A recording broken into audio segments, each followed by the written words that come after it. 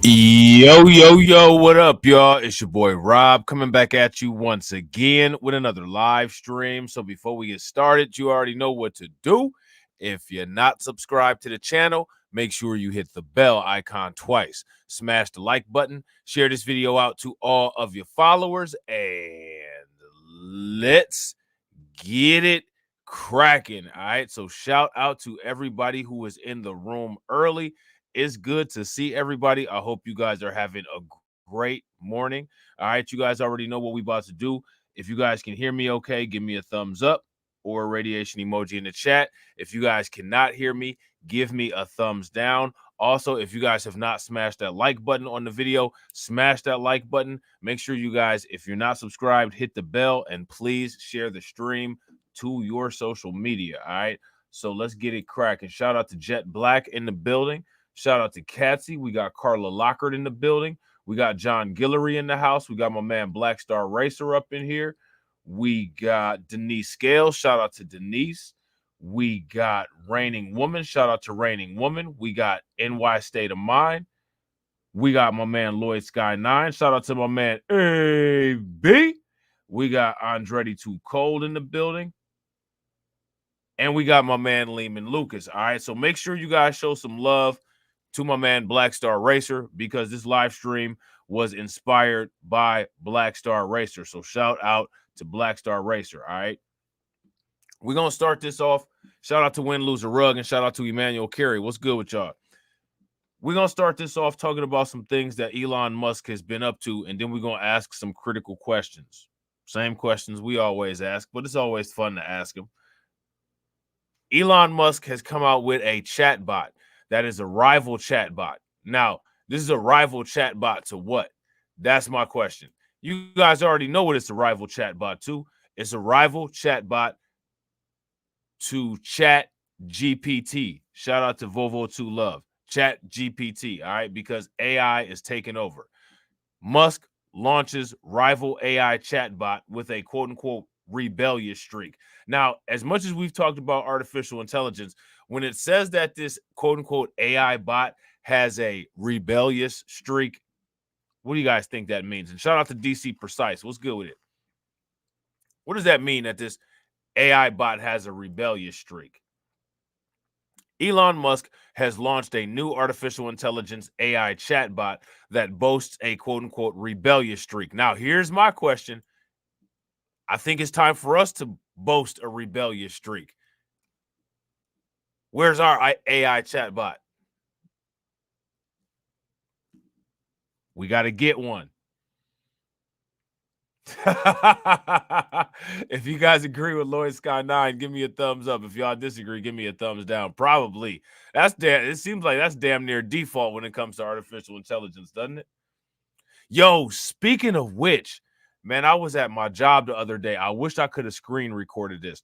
How many of y'all saw the video that I did on my other channel yesterday? If you guys saw that, give me a thumbs up. If y'all didn't, give me a thumbs down. We was talking about the migrant situation, Chicago, New York City, a bunch of different places. And if you guys saw that thumbnail, the thumbnail had Brandon Johnson on it, right? So, you know, I got a couple programs and I'm playing around with some art. Shout out to Catsy. What's good with it, Catsy? I'm trying to redesign this thumbnail based on that screenshot that I took, right? Now, not the usual AI program that I use to create the original artwork, but the other program that I use to create like the animated style cartoon type AI. Tell me why I kept trying to create the Brandon Johnson thumbnail for yesterday, and it kept turning Brandon Johnson into a white guy. I wish I had a screen recorded it. I showed one of my coworkers. I was like, yo, look at, I was like, watch this. I tried to put in multiple prompts. I changed a bunch of settings. It just kept making Brandon Johnson a white guy. It was wild. I couldn't get it to make Brandon Johnson a black dude. That's the reason why. Shout out to the people that have been around for a while. That's why that stream had an old school style thumbnail. I literally couldn't get the AI to cooperate with me to make Brandon Johnson. It was really interesting. So maybe old boy actually is a NPC. You know what I'm saying? He might actually be that. You know what I'm saying? Like Redman said, I be that. But anyway, Elon Musk has launched a new artificial intelligence AI chatbot that boasts a quote unquote rebellious streak and real time access to information on X, the platform formerly known as Twitter. Musk, who is the owner of X, said in a Sunday post that the new Grok AI tool will be integrated with the social media website and be a standalone app. Now, let me ask you guys a question.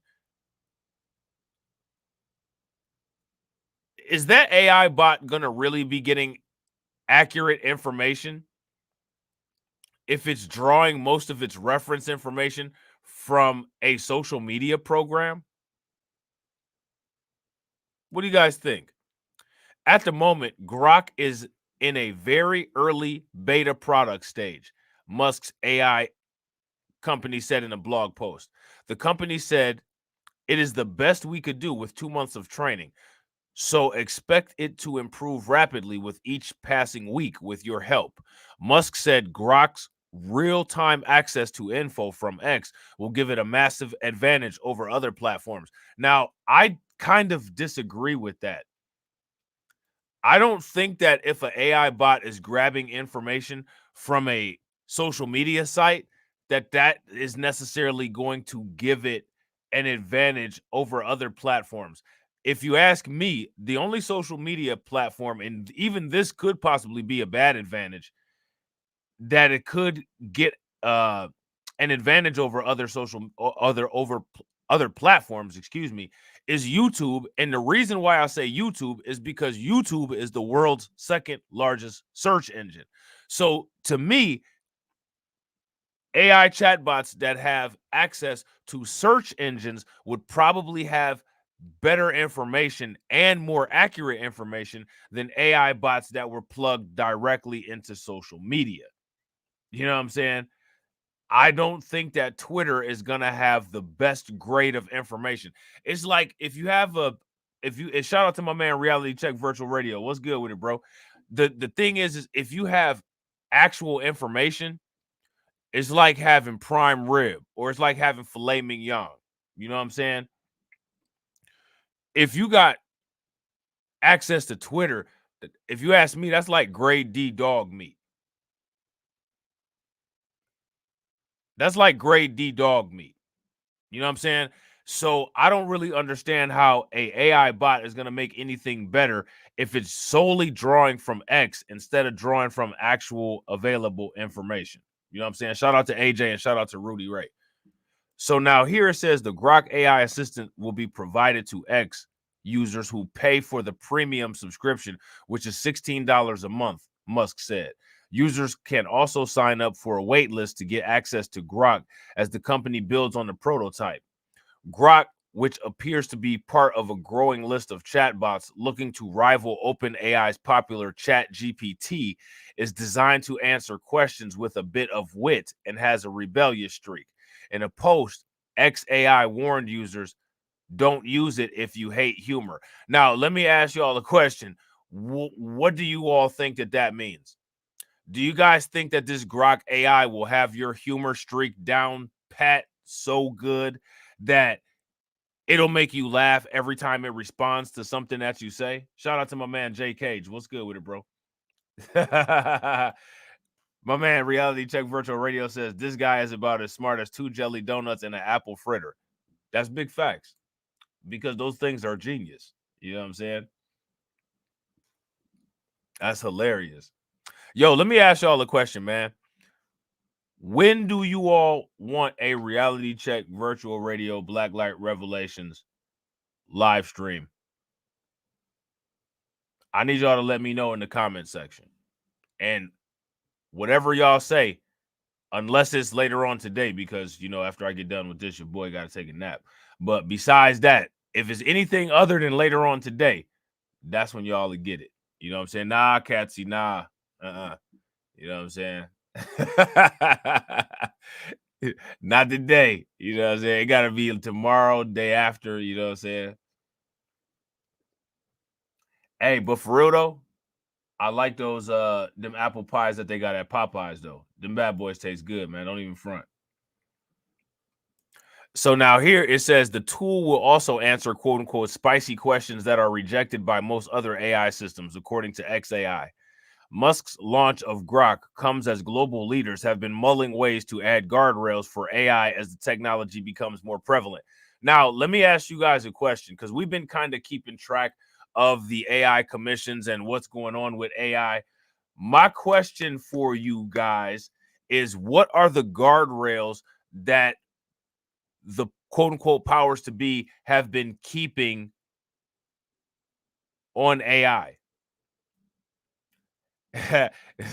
Reality, shout out to my man Izzy. Reality Check Virtual Radio says this old lagging ass nigga. This old lagging ass nigga. Cassie says tomorrow. If y'all want to stream with me and Izzy tomorrow, give me a thumbs up. If y'all don't, give me a thumbs down. Y'all got to give us a topic to talk about too. Because asking him to tell us about a topic, man, that's just asking way too much. So y'all got to give us a topic that y'all want us to talk about. Y'all got to give us the topic. So now here it says last week, the Biden administration released a sweeping AI executive order. Vice President Harris also spoke last week at the Global Summit for AI Safety. Now, let me ask you guys a question. What do y'all think that Kamala Harris said at the summit last week about global AI or about AI safety? And what was contained in the AI executive order? He was one of them. He was one of them, Andretti. Let me ask you all this. Who were the people that warned against artificial intelligence? Name the people in the comment section that warned against artificial intelligence. This dude said, this dude said, kiss my natural caramel ass.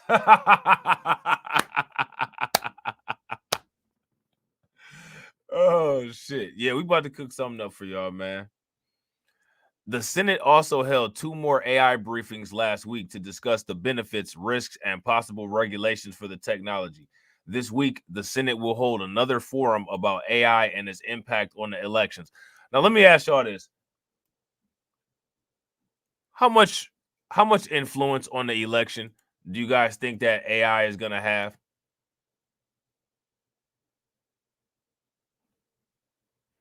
How much influence? And my question is, if they're trying to say that AI had any influence on the election, do y'all think that it had any influence on the most recent election?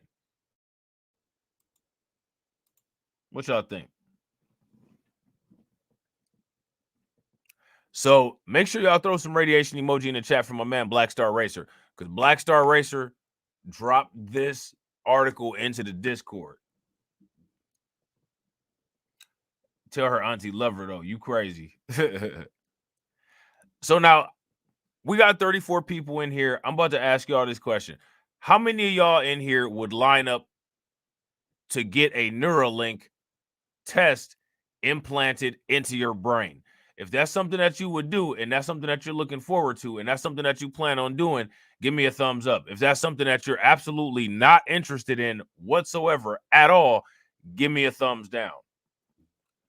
Shout out to Reality Check Virtual Radio. Reality Check Virtual Radio said AI is the devil. And that's interesting coming from an atheist. That's interesting coming from an atheist. You're gonna have to explain that one.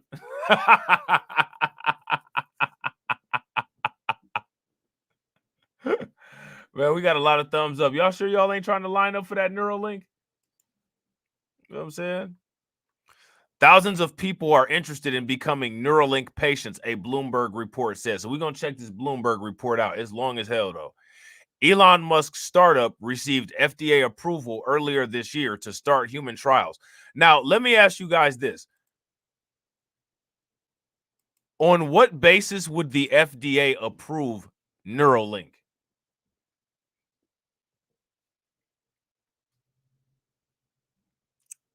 What possible uses could Neuralink have? Reality Check Virtual Radio said, I'm gonna be the first in line. I'm gonna be the second. I'm gonna straight up be the second. I'm about to become a cyborg. You know what I'm saying? And real quick, ladies and gentlemen, shout out to everybody that's watching. We got 31 people watching and we got 25 likes. If everybody could take a moment and smash that like button. Also, if you guys haven't hit the bell, please make sure you guys take a moment and hit that bell and share the stream to your social media. The BrainChip startup hopes to implant a device that acts as a quote unquote Fitbit in your skull. Acts as a Fitbit. Now, how? How acts as a Fitbit? How? How is this going to quote unquote Fitbit your skull? Make it make sense. Thousands of people have expressed interest in receiving one of Neuralink's brain implants, a recent Bloomberg report from one of Elon Musk's biographers, Ashley Vance, says. Vance, who said he visited Neuralink's facilities 10 times in 3 years, said that the company had yet to implant its device in a human, but aimed to operate on 11 people next year and more than 22,000 by 2030. Earlier this year, the U.S. Food and Drug Administration gave Neuralink, which Musk co-founded in 2016, approval to launch human trials of its device that Musk has described as a quote-unquote Fitbit in your skull. The FDA had previously rejected Neuralink's bid for human testing in March over safety concerns, Reuters reported, including that the wires connected to the brain chip could move within a subject's head or that the chip could overheat. So now my question is, I'm curious as to what it is exactly that they changed to stabilize those shortcomings.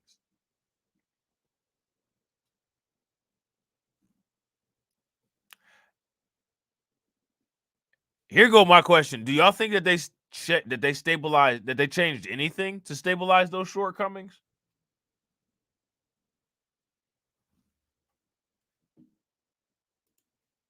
In September, the company began recruiting for its first human trial. Neuralink said in a blog post that it was looking for people who had paralysis in all four limbs because of a spinal cord injury or amyotrophic lateral sclerosis. The company says it hopes to eventually make a device that will create a sort of symbiosis between humans and machines and will allow people to send messages or play games using only their thoughts. But first, the company says it hopes to help people with neurological disorders. Now, let me ask you guys a question. How open are people to telepathic messaging?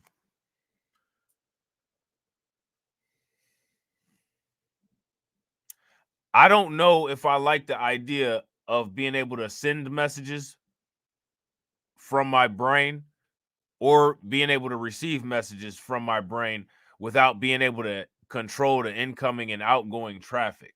I don't know how comfortable I feel with that. As a matter of fact, if you don't know how comfortable you feel with something, that basically means that you don't feel comfortable with it at all.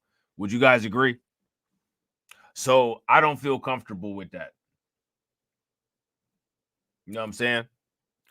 So now here it says Vance, who authored the 2015 biography Elon Musk, Tesla, SpaceX, and the Quest for a Fantastic Future, said in his report that despite an outpouring of interest from thousands of prospective patients, the company was still looking for its first volunteer or someone willing to have a chunk of their skull removed by a surgeon so a large robot can insert a series of electrodes and super thin wires into the brain. Musk's biographer said it would take a couple of hours for a surgeon to perform the craniotomy, then about 25 minutes for the robot to insert the device, along with its ultra-thin array of about 64 threads. He said that the device would replace a portion of the skull that had been removed. Vance added that the threads were about 1/14 the width of a single strand of human hair. Now, let me ask you guys that question. if you're removing the skull and implanting in a foreign object, is that gonna increase or decrease the integrity of your skull? Shout out to Tarek. That's what's up with it, Tarek. What's good with it, bro? Is that gonna increase or decrease the integrity of your skull? Let me know what y'all think. Vance wrote that Neuralink had done 155 implantation surgeries using the robot on a variety of animal test subjects, including pigs and monkeys. But he said, in typical Musk fashion, that the billionaire continued to push for the robot to move faster, as well as for the surgery to be performed without human help. A spokesperson for Neuralink did not respond for request for a comment ahead of the publication. The biographer asked Musk, the biographer said Musk had pointed out the need to combat competition from other brain computer startups such as Synchron and Onward, which had already begun human trials. Now, here's my question. How many people have heard of Synchron and Onward? And if you guys have heard of them, what are their products? What's interesting about this particular market is that what you hear about the most is Neuralink. You don't really hear about Synchron and Onward. Now, let's take a look at this from a lot of different avenues. If this product is successful, do you all think that the stock price of this company will skyrocket? I'm not trying to be funny, but I guarantee you that if they have successful tests, the value of this company will skyrocket. The value of the company will automatically skyrocket if they have successful tests. Now,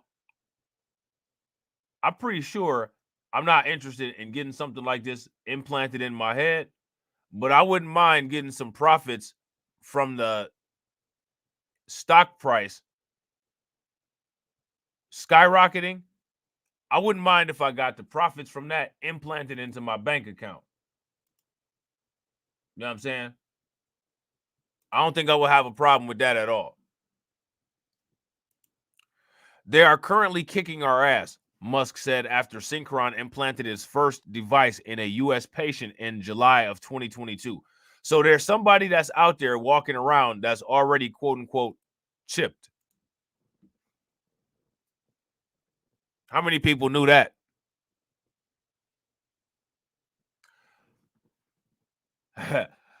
Ducats, facts.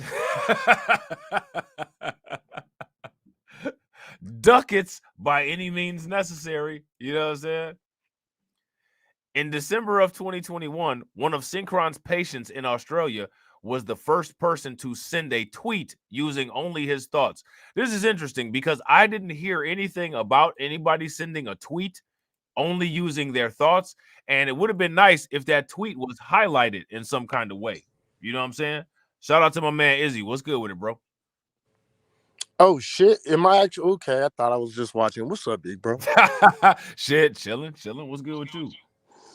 Been waiting for your dumbass call, but you know it's all good. Don't trip. No, you ain't. I told you I ain't about to pick no topic. You're gonna have to pick. No, nigga, no. Remember the situation? You was like, I'm gonna call you and we're gonna talk about it, but you never called. Bro, look at your messages, bro. Man, look, man. Look at your messages. Look, bro. Do not have me fucking volunteer your ass to put a Neuralink in your head so you can start remembering some shit. Look, I'm about to get one. You ain't even got to volunteer me. I'm finna volunteer myself. I'm going up there as soon as we get done with this live stream. Oh, bro, you crazy. I'm stopping at Popeyes first, and then I'm hitting Neuralink. Yeah, you know what? Make sure you hit Popeyes first, bro. You know what I mean? Make sure you do that. You know, make sure. But yeah, okay. What you think about this shit though? Who the fuck would ever fucking like there's a few things like the part that you said where people can, you know, talk using their heads and all that shit. That shit is dumb as shit. Like, don't you motherfuckers, y'all motherfuckers is like literally non-social now. So why the fuck would I ever agree to help these motherfuckers become more non-social? That's number one. Number two, I don't want nobody tracking me, and you know damn well the minute somebody puts anything inside your body, if it's not made specifically by you or people that you know and you watched it being created, bro, you're trackable. And Facts. I'm not that nigga, bro. I I want bodily autonomy. I want the freedom to do and go and think whatever the fuck I want. You think they'd try to influence your thoughts through something like this? I think they could, but I mean, for me, it's kind of goes kind of the opposite direction. Remember that movie with Tom Cruise, I believe it was Minority Report or some shit like that. Yeah. Yep. Okay, and you remember the precog shit, right? Yep. Okay, so right now we in this kind of movement where everybody wants to place their feelings over, this. They want to say, well, that's you're transphobic if you don't date, what I mean, if you don't do Right. this and you don't do this, and if you're not socially acceptable. Well, the fact of the matter is this, bro. From where we are today, and then you talk about bringing in some machine, put it in your head, it can read your thoughts, it can track you and all this other shit. That fucking starts making me think of thought crimes. You know what I Yeah. mean? Yeah. And that's an extreme place to go. But I mean, at the end of the I day, don't think bro, it's that extreme, bro. I think that's actually just like the logical next step of where somebody might think that they might take that. I mean, look what they do with people's information now, right. and they're not already plugged into your head. Imagine what they would do if they was plugged into your head and they could get that information Oh, you'd be without you over, even bro. volunteering it. Yeah, it'd be over, bro. It'd Yeah, be over. facts. Like it's not even worth my time to even consider no shit like that. Now, would I possibly, maybe, if I saw where it was, the wallet was, and I could just put it somewhere, you know, and get a little implant, maybe, but that's only having to deal with currency, and it could not be anything trackable, but only because it would just be easier just to fucking, put up my hand and just walk the fuck out. But that's it. You know what I mean? Right. It's for the ease of it. But even that is questionable because, again, you can be tracked any kind of, we know what it is, bro. Think if anybody doubts this shit, every single last one of y'all on a cell phone, you being tracked. Yeah, Period. No ifs, no ands. I was just about to say, I'm glad you brought up the cell phone because I was about to say I'm not even really comfortable with a lot of the stuff that Right. cell phones do on their own. Right. And so the thing is if the cell phones is doing that shit by itself, the fact of the matter is they'll definitely do that shit with any kind of implant. And then the part that's even so much more funny about all of this shit is this. Even though you motherfuckers know, and be honest, everybody in the room, be honest. Thumbs up or thumbs down. Do you read the fucking I agree statement when the fuck you downloaded some new app in your thing, or are you not? And I better see a whole bunch of thumbs down because none of y'all do. And if you are even not focused enough to care what's going on in your computer, and I mean onto your mobile computer basically, and figure out what they can do, like track you, find out where you've been, find out what you're thinking about, listen to your conversations, film and all that other shit, you have no business even considering getting any kind of implant because you know how small that print's gonna be. Shit. Right. And you know what's crazy? The only kind of audio book that they don't make is those fine print contracts. Did you notice that? Say that one more time. The only kind of audio book that they don't make is them fine print contracts. Right, they never make those motherfuckers no more, bro. Nah, No, hell nah. nah, because they can't, bro. This is why, like people are just now starting to read shit because there's people like you, me, that be pointing, hey, make sure you read all this because it kind of fucking matters. Yeah, You know what I right. mean? Psh, So bro. Mm. yeah, I don't think it's cool. I think it's just another way to control and to keep tabs on motherfuckers. I mean, whether people want to admit it or not, is turning to this ideal, or the best way it can be thought of is like a new world order type scenario where there's going to be one government ruling over everybody, and they're going to be tracking you everywhere you go and everything you do, and they're going to be tracking how much money you spend, how much money you make, how much, where you're going, your thoughts, what you're thinking, what you're not thinking, you know what I mean? Like, and then the AI portion of it being even more scarier. But People check don't this really out though. If you look at it, like if you take away like the little different governments and shit, and you just look at it, and you look at WS, you know what I'm saying, yeah as a actual like organism, as an yeah organization, it's already that. it's already that. But yeah, and you and me already know that. But what it is you got to remember what I used to say all the time on my little podcast. I used to tell everybody, bro, they do everything to us in order for it to gain acceptance, so everybody else will accept it. You Facts. see what I'm saying? So the thing is that's why I was telling, white folks is like, more white people get beat up by the cops. I'm like, yeah, and you guys accept it. You see what I'm Bro, saying? you gotta tell that story about when you was having that debate with Oh, old which girl, one? about the cops. Oh, oh, yeah, she got really Deborah Pasquale. Nah, Yeah. the one that you was telling me about like recently, like you was like out kicking it or whatever, you was chilling at the job or something like that, and you was having Oh. yeah, that debate. Oh yeah. Oh, okay. Yeah, well, she got in her feelings because she didn't like what the fuck I heard, and she wanted to get up and not talk to a nigga no more. Don't talk to me, you're weird. It's like, I don't know. Like I said, bro, white people will always hang themselves giving enough throat. That's just really what it is at the end of the Yeah, basically everything turns into a contest when it ain't a Everything. contest. Even with white females, it turns into a pissing contest because they really think they can thrust that pelvis out enough to piss farther than you. It's That like, shit is correct. Feminism. yeah, that's the greatest thing to ever come. Feminism, AI, and motherfucking neural fucking links into your body. Three greatest things for this fucking planet. Period. Hands down. I don't give a shit what nobody says. Bro, that shit's wild. That shit is wild, bro. That shit is wild. So Yeah. let me see. I think we almost done with this art. Yeah, I'm almost done with this article.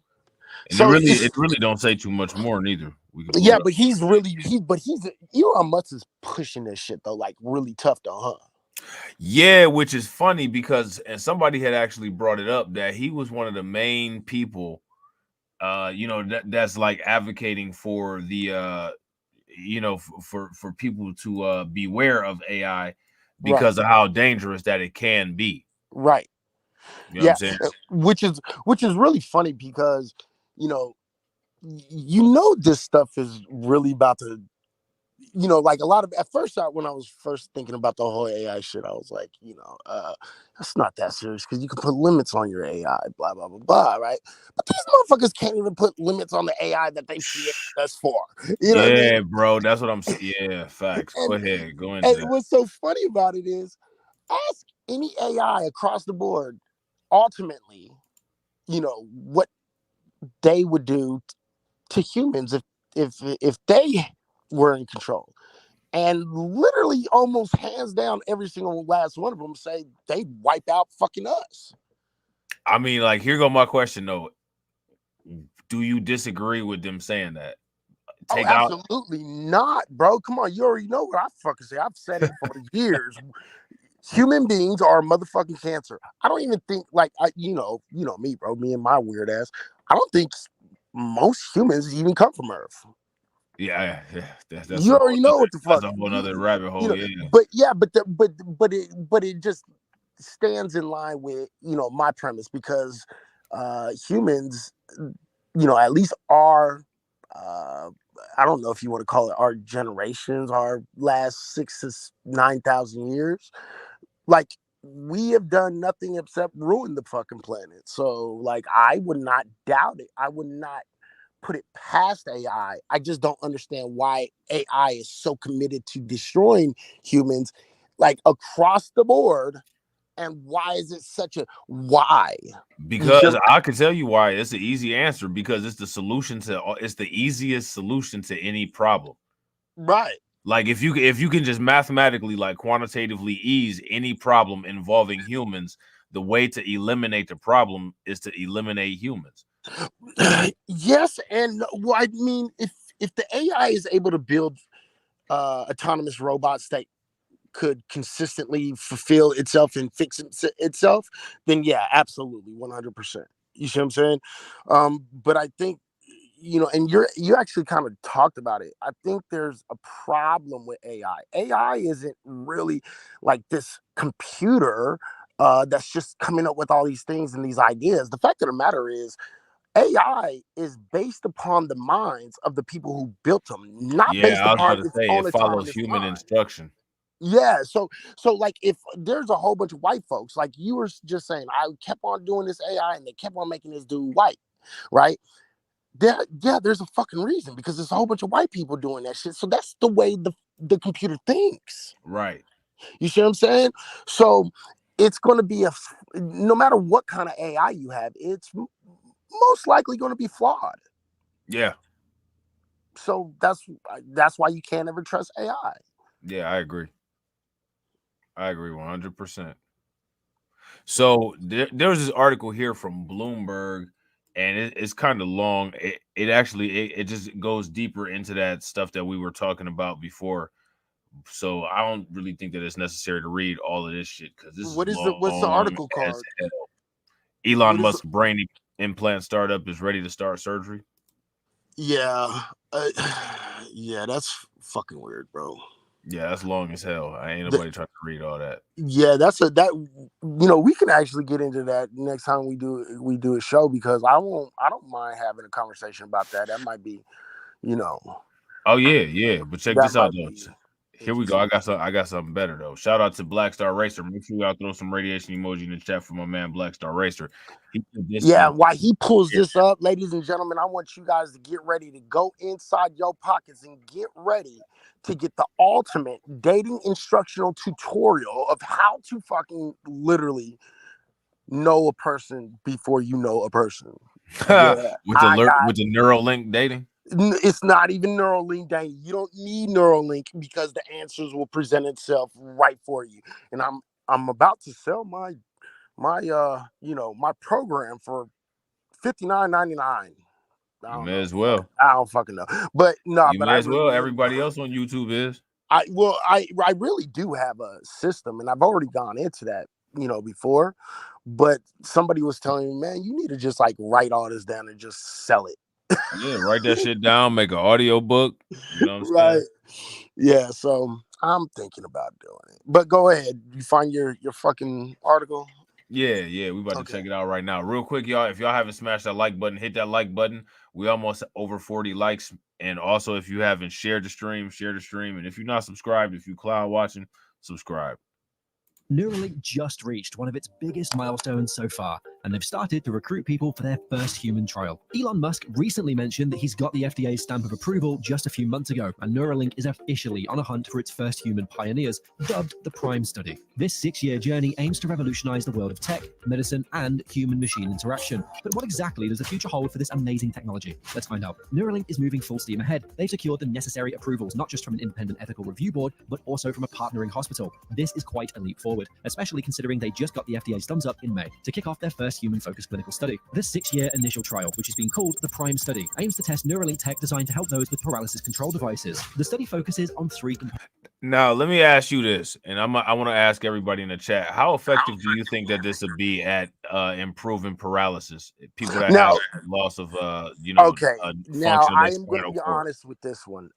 Now that's one area where I think it probably could. I think if you combined these neural links with brain function and maybe some, more stem cell research, I think you would have a lot higher probabilities or chances of, really making a dent in things like paralysis, or, what I mean? What is that?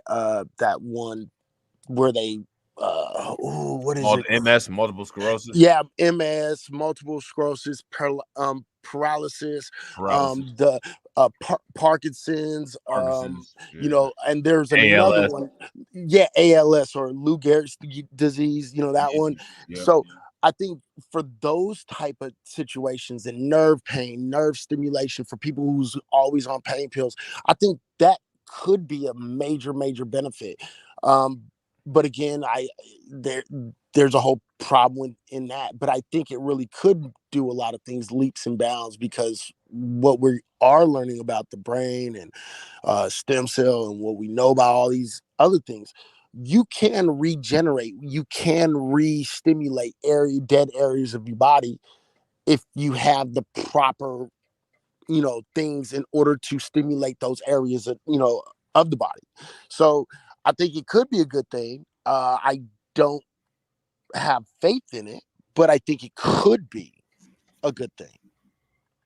I want to see them to be able to do a couple successful test runs on animals, starting from simple organisms to more complex organisms. And then once they do a successful test on the most complex organisms, then I would possibly, give it a little bit more Right. of a positive talk up, but not Mhm. necessarily do it for myself. No, You know what I'm saying? absolutely. And you know what? Cassie actually brings up a really good point. Maybe even Alzheimer's, dementia, those kind of patients. Now, that I think it definitely could do a lot of really good things in the area. But again, and if you were going to start any kind of human test, I think that's probably the best area, because they're terminal, forgetful. You can only find the benefits and work on those things, but that's where you would have to kind of start small, and then work your way to the more, the other things in your body that's messed up. So I actually, when I saw that comment, I was like, yeah, I'm with that one. Alzheimer's and dementia and all that stuff. So yeah, but I agree. Give me some test results first. Now, here goes my question. If technology is moving more towards like self-repairing technology, like nanotechnology, 3D printing and stuff like that, um, also like gene therapy advancing and genetics, maybe being able to like edit genes more accurately so that people aren't born with like birth defects, or Hmm. if there's an injury and Hmm. say for instance they could like 3D print you a new CRISPR. transplant spinal Yeah. cord, something like that. What's the long-term lifespan of a product like Neuralink if the technology is allowing for like instant replace apart surgeries and just better humans being produced through improved genetics? Well, when you're talking about CRISPR, I think CRISPR can do a lot of good and a lot of damage at the same time, because you can eliminate whole diseases. It can eliminate all these, precursors for an early death, right? So you can probably, give you an extra 20 to 30 years to live, if not longer. If you're going into the consciousness, moving into, being uploaded to the fucking cloud or something like that, I think that's interesting, but it's not really you. You see what I'm Right. saying? So it's a false sense of this idea that I'm going to keep on living. No, you die, you dead. Sorry about your bad luck. Okay, that's why I'm looking for a vampire. So you know what I mean? So because that, so far, that's the only surefire way that you gonna stay alive. You know what I mean? So any vampires, come visit me. Anyway, That's no, hilarious. but like, for that type of stuff, I think it could really help. But at the same time, we don't know the detriment and the things that we're putting ourselves at risk for, because we've never done anything like that. So from all of these things that we fix with CRISPR, we might actually be tailoring ourselves into making another mass extinction event based upon some disease that we've never dealt with. You see what I'm saying? And we could be setting ourselves up for failure. So it's a toss up, bro. Yeah, I definitely agree with that. And honestly, that's actually a scenario that I could actually see happening. Right. Me too. You know what I'm saying? Yeah. So you got to look at it from both ways. Yeah, no doubt. All right, bro, I'm gonna run it. Let me know if you want to stop Yep. anywhere.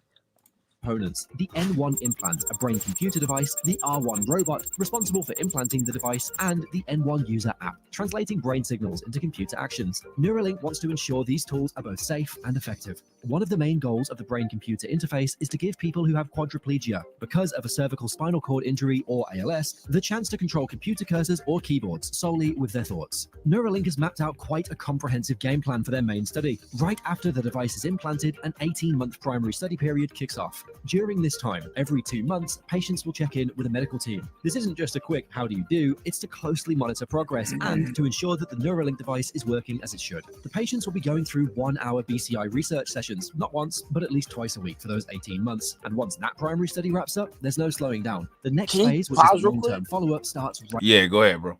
DC Precise actually makes one of the greatest points that there is. We don't.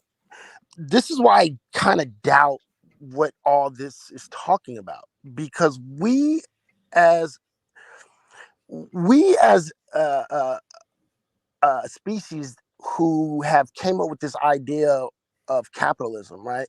We don't search for cures anymore. We don't. He's exactly right. We search for things that's going to prolong life or that you have to stay on. You understand? Right. And so if you're talking about putting these neural links into people's heads and then it starts actually curing people, taking away certain things, you talk about CRISPR and all these other things. The fact of the matter is all of a sudden, this whole medical field is not going to have anything to support itself because you're doing nothing but improving humans. So I don't think, honestly, that they, even if they could completely heal a whole bunch of motherfuckers, I don't think they really would. They need that consistent money. Right. Yeah, because all of the capitalism is based off of maintenance and not off of prevention. That's why you see it like the healthcare model, the way that it is based off of like reactive healthcare instead of maintaining a healthy state. Maintaining a healthy state is not going to generate as much revenue. You know what I'm saying? Exactly. And if you're not bringing in that much revenue, you don't have, disposable cash like fucking you do now, right? You don't have that. I mean, I can actually, but just now that I think about it, for half a second, there was this show, I can't remember what streaming service it was on, but it talked about, the future and the environmental, I think it was on maybe Apple. I can't remember. I'll find it and I'll tell you the name next time. But long story short, these motherfuckers, it had in one of the episodes, it had did something to the radiation where people would get radiation disease and then they would lose their memory. And in order for them to be able to keep that memory, they would have to pay for it monthly. You see what I'm saying? So that is what I actually think would ultimately end up happening, where it goes, they'll put something in your head and then every month you're going to have to pay $9.99 or fucking $100 a month or some shit. Right. And if you don't, you can't walk for the month. Right. You have or to what about if they try to repo it? Right. And the thing is they don't have to repo. All they have to do is just turn it off like they turn off your cell phone though.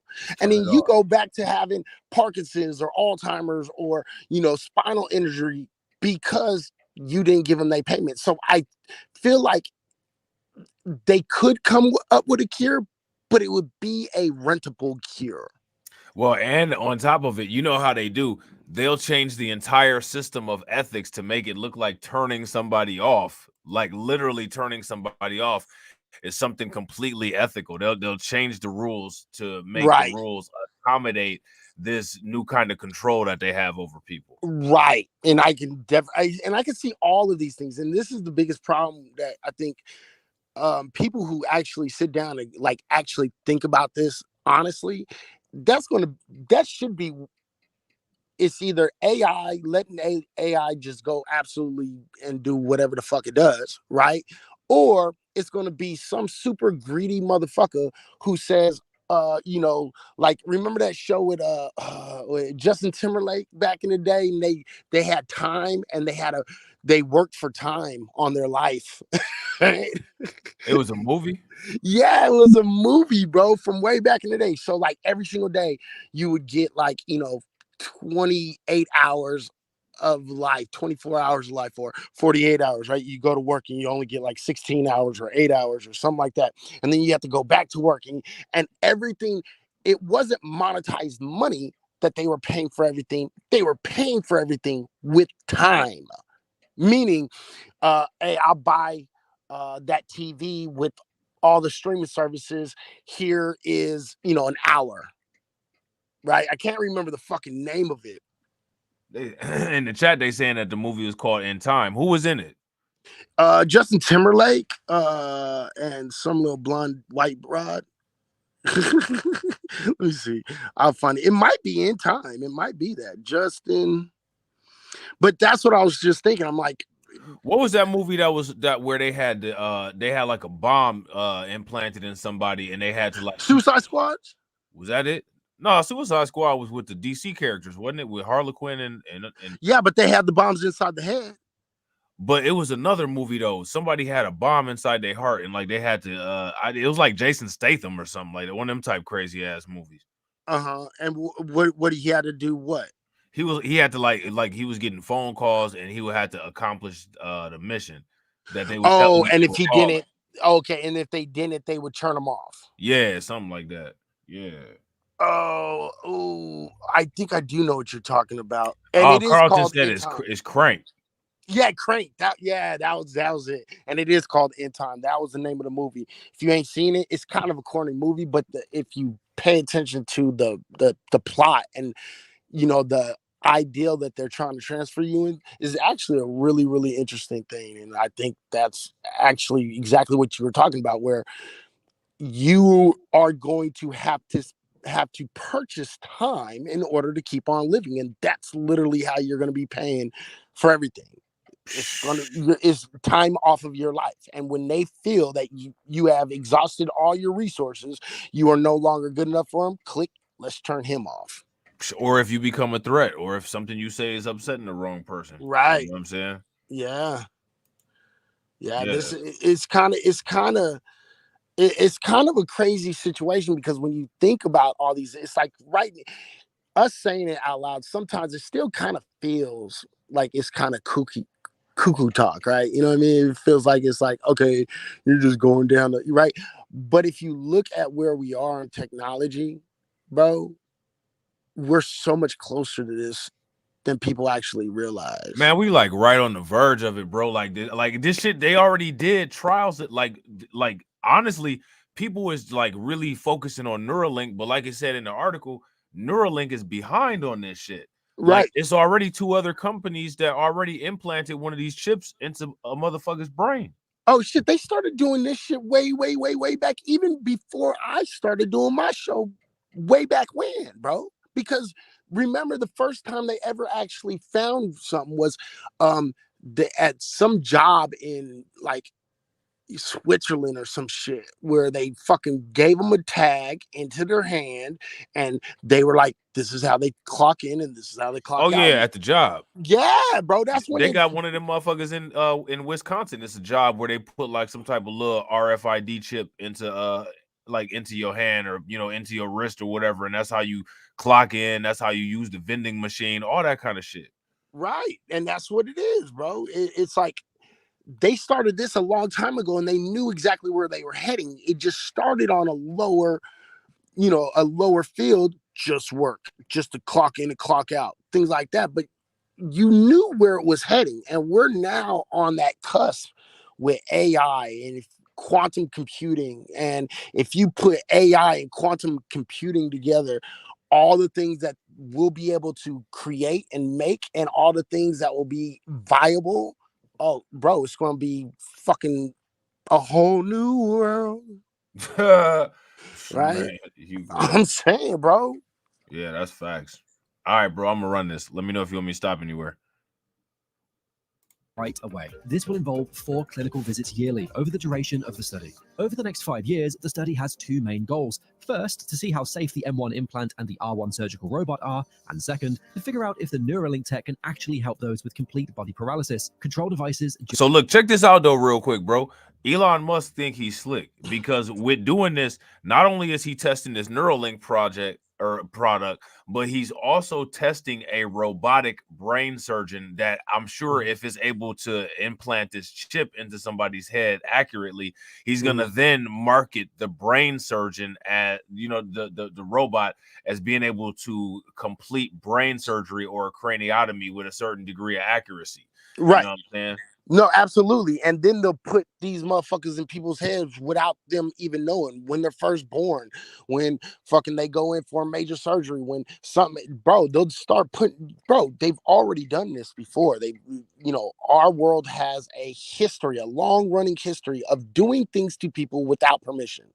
You see what I'm saying? Facts. So it's like, as much as it kind of sounds like who he talked, it even sounds like who he talked to me, bro, because I remember back in the 80s when, you know, there was no smartphones and there were no, and we was talking no about internet. it then. There was no internet, no smartphones, no none of that shit, bro. You know what I mean? You had a fucking It was beeper. actually good cartoons and shit like that. Right. It's like you worked on a beeper and payphone still, bro. Like, and we was talking about all this shit way back when, right? And so now to be at the cusp where we're right on the edge, nah, bro, I believe it, because remember that story I told you about the bodies that they were making, where they were saying you can transfer conscious onto the cloud and then put it into a new body and you can customize your own new body, and they were showing these displays of the bodies, the atomical bodies that they would put your brain into.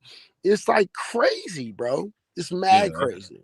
Yeah, that shit. It's like something out of a damn mad scientist story. Yeah, bro. And just in reality though. Yeah, it's Frankenstein's monster in real time. Yeah.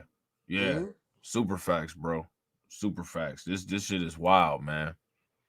All right, bro, I'm gonna run it. Just by thinking.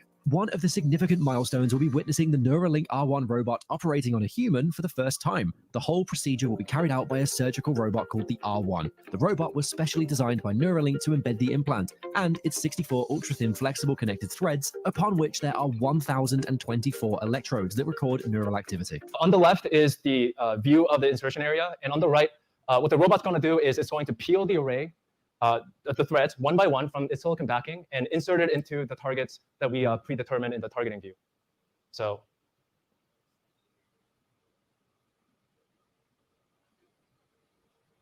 there you go. That's the first insertion. So we're going to see a couple more insertions. The whole process of inserting about 64 threads in our first product is going to be around 50. Man, when you wake up from getting this done, you're gonna have the craziest headache in the world. Bro. Like, it ain't no Tylenol or no Percocet or no aspirin or nothing that's gonna be able to deal with that shit, bro. Well, they have already said that aspirins, Tylenol, motherfucking you know, the allergy medicines ain't no good. They're fake. They don't even work. It's all placebo. They just brought that out. They brought out all that information. I believe Benadryl, placebo. NyQuil. Most motherfucking, like most manufactured most manufactured organic chemicals are literally just complicated derivatives of some form of plastic. Right. Absolutely. And they're also bullshit lab attempts in order to recreate nature. You see what I'm saying? Because any disease that we have, there is a natural cure available. You just have to be able to find it. Yeah. You know what I mean? Like, you know, it's really simple. So that's why all of this is really interesting, because what if that robot glitches in the middle of surgery, bro, and it hits a certain part of your brain and now you can't talk for the rest of your life? Man, that shit could kill you, bro. Right, exactly. But see, guess what? Now there's no liability on the medical community. They don't have to worry about it. They can just say, oh, it was a 1 million to 1 chance. You know what I mean? It's like, it's kind of like the same excuse that they give me. Like they say, you know, because I tell people I don't like flying. If I don't have to fly, I won't. Okay, because that shit is fucking this shit's weird, right? And people will tell me all the time, but you know, you have a higher likelihood to die in a car accident than a plane trip. Motherfucker, is you stupid? Like, are you really stupid? They said you got a higher likelihood to die in a car accident than a plane accident. Yeah, and statistically, it's true. But but the interesting thing about it is you got a higher likelihood of surviving a car accident than you do a plane accident. Exactly, and that's my point. You see what I'm saying? I'm like, are you stupid? I have a better chance of surviving a car accident than surviving a plane crash, bro. Right. You know what I mean? So it's like I can attempt or even try to have something that mitigates, some injury. I might not die, but I could, have a bum leg or some shit, right? But I'm still alive, right? And when you're talking about these machines, they are taking away the ability to get any kind of anything back if something was to go wrong, right? And a lot of times, in my opinion, we're like relying on, way too many machines. Yeah, well, I was gonna say that earlier. I forgot. I'm glad you brought it back up because I remember now. I was just about to say, if we're expanding and building onto technology and not really enhancing our human capabilities, we're technically not evolving, and we're actually de-evolving because Right. we're becoming more reliant on The machine. machines as society changes. Like nowadays, like Absolutely. people can't memorize phone numbers, people can't memorize addresses, people can't even memorize like 4 or 5 4-digit combinations, which is wild. Absolutely. Absolutely. You're 100% right. We are making ourselves obsolete. Yeah. And it's a really crazy thing because what if some major cataclysm, hits the earth, and then guess what? All the machines don't work. What if there was a solar flare or a solar fucking storm and Another Huntington event. right, exactly. You know what I mean? So, and then what we gonna do? We're going to have a very good chance of extinction because we don't know how to do these things anymore because we've relied on everything else so much. And that's one of the biggest problems why I really don't like a lot of this AI shit and a lot of computers doing all the work, the that stuff is really, it's problematic, bro. Bro, you don't remember this? Look at this shit. How many of y'all seen the Institute for Human Obsolescence? You remember that? I remember something like that, but I don't remember exactly all of it. This shit right here where they use your body heat to mine cryptocurrency. Oh yeah, okay, yeah, I remember. Okay, yeah, okay. Yeah, see, employing humans to perform biological labor. Like this right here is like after the technological boom, after all of this alleged like utopian society and all of this, you know what I'm saying, universal basic income, and humans don't have no purpose because AI is doing everything and people just sitting around like not doing anything, taking up Right, space right. while AI is plotting on you. Get plugged up to a computer. See, it says right here, machines are ousting us, as it happened some time ago to horses after the invention of the steam engine. Humans are becoming obsolete to perform mechanical labor. Yep. Soon, with the advance of artificial intelligence, it will also affect our possibilities to be useful workers performing intellectual labor. Facts. You know what I'm saying? That's it, and it's a lot of people don't really consider this because we still kind of feel like we're still kind of stuck back in the day before any of this stuff was really possible. But I promise you, we're heading in a worse direction than we used to watch what like the Jetsons and shit and think that was the future. Right now, all we're doing is we're capitalizing and we're trying to get on the most dangerous technologies. Right. And and we're not trying to evolve in other areas at all in any way. So it's like we literally are making ourselves obsolete. And if people don't pay attention to what they're just agreeing to, you want to sit here and say you're a slave right now, you're a mental slave, and we're all fucking just just little ant workers and shit. Well, guess what? Wait another 20-30 years. That's Right. going to be even more true. In a horrible way, too. Oh, well. Yo, yeah, absolutely. Look at this shit. This shit says a single human body at rest radiates 100 watts of excess heat. We created a bodysuit that uses thermoelectric generators to harvest the temperature differential between the human body and ambient and converts it into usable electricity. The electricity is then generated and fed to a computer that produces cryptocurrency. If that don't sound like the Matrix when Morpheus was explaining how the AI turned people into human copper tops, I don't know what does. No, it's absolutely Matrix. Not only that, but think about it real quick, bro. They're building something to feed off of your body. They are building machines that feed off. That is quite literally Matrix, bro. Come on, man. That's no. No. That's why inside the like that's why all the machines, like when they showed like the stalks where all of the human babies were born at, like, you know, how they had like destroyed the cities and all that, and it was just those big stalks with all of the human, like the pods with the humans in it. That's why, like, if you look, it's like a bunch of like little spiders and like insect type things crawling around on those things. Like if you go back and watch the Matrix, that's it, they like had literally mimicked the animals that was parasites to harvest the, you know, the energy from them. And that shit is that, and bro, and it's like, it's so weird to be saying this and being like, and you know what, we're right around the corner from that shit, right? It's so weird. That shit might happen in our lifetime, like when we're like, it's like 10-15 years from now. Right, that's real shit, and people don't even realize it. You know what I mean? This is why it's like, if you have any kind of automated services, and they're trying to put this in the Black communities the most, whether anybody realizes that or not. If you live in a Black community and there's automated services in the restaurants that you go to, do not use them. Not even the automated services in the restaurant, bro. Like, people need to like make sure that they be paying attention to their local politics and not vote for politicians that support shit like ShotSpotter and shit like that. Right, dude. I'm look, bro.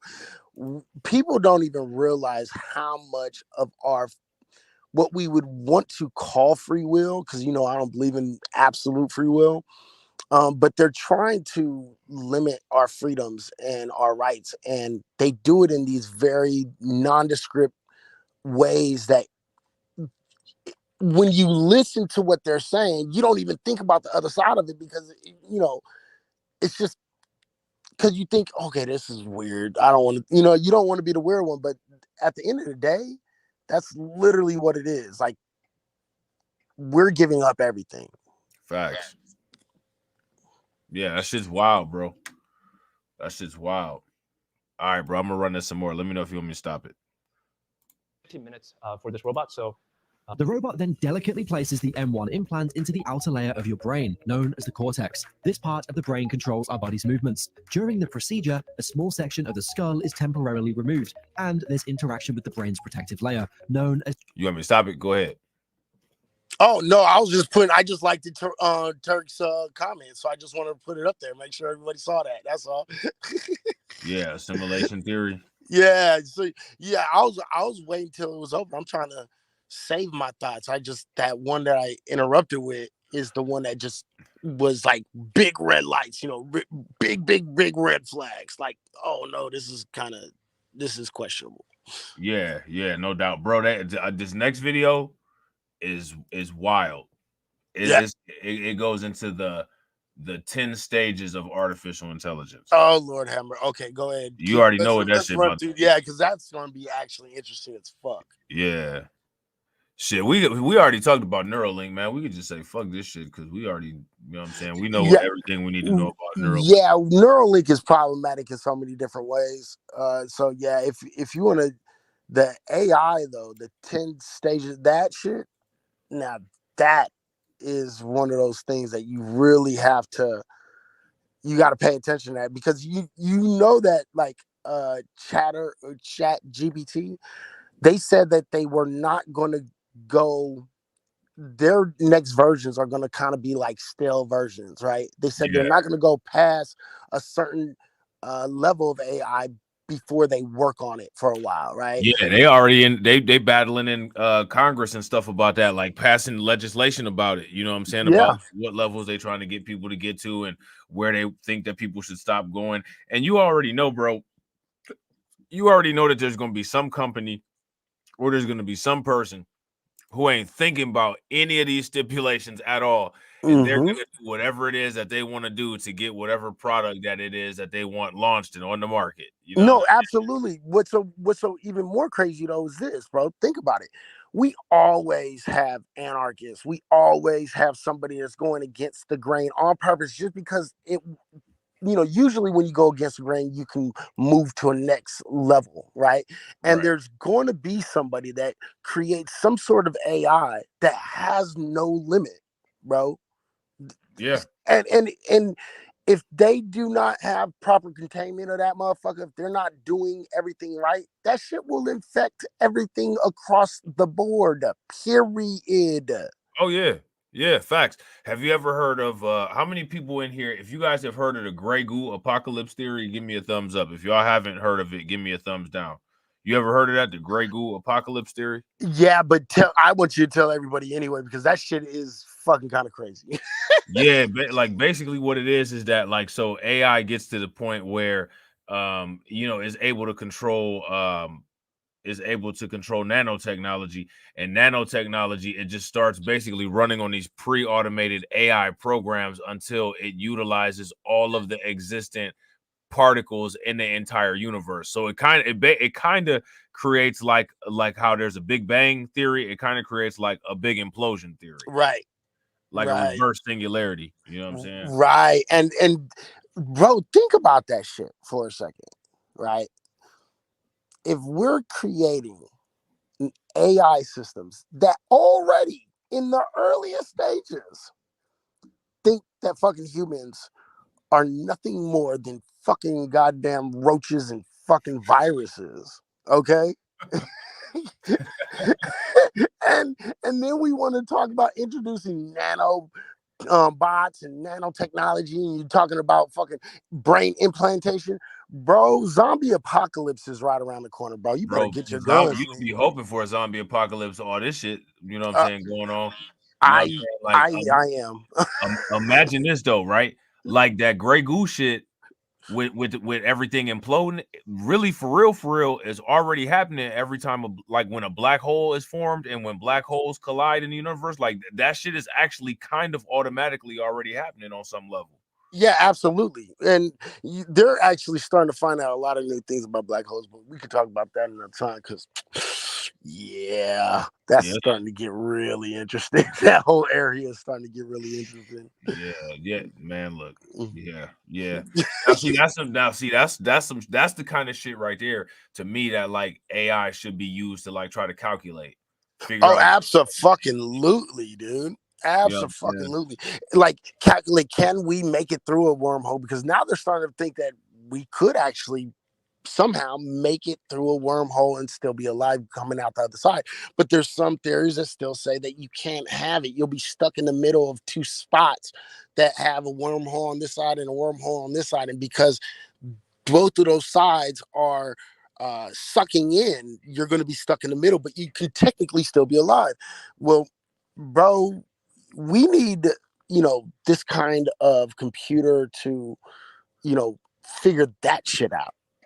I mean, but like, see that that creates a situation where, like, technically, you have to look at any other situation where there would be simultaneous existences, and then you had to re-examine string theory because string Yep. theory already sets up a scenario where there's simultaneous existences.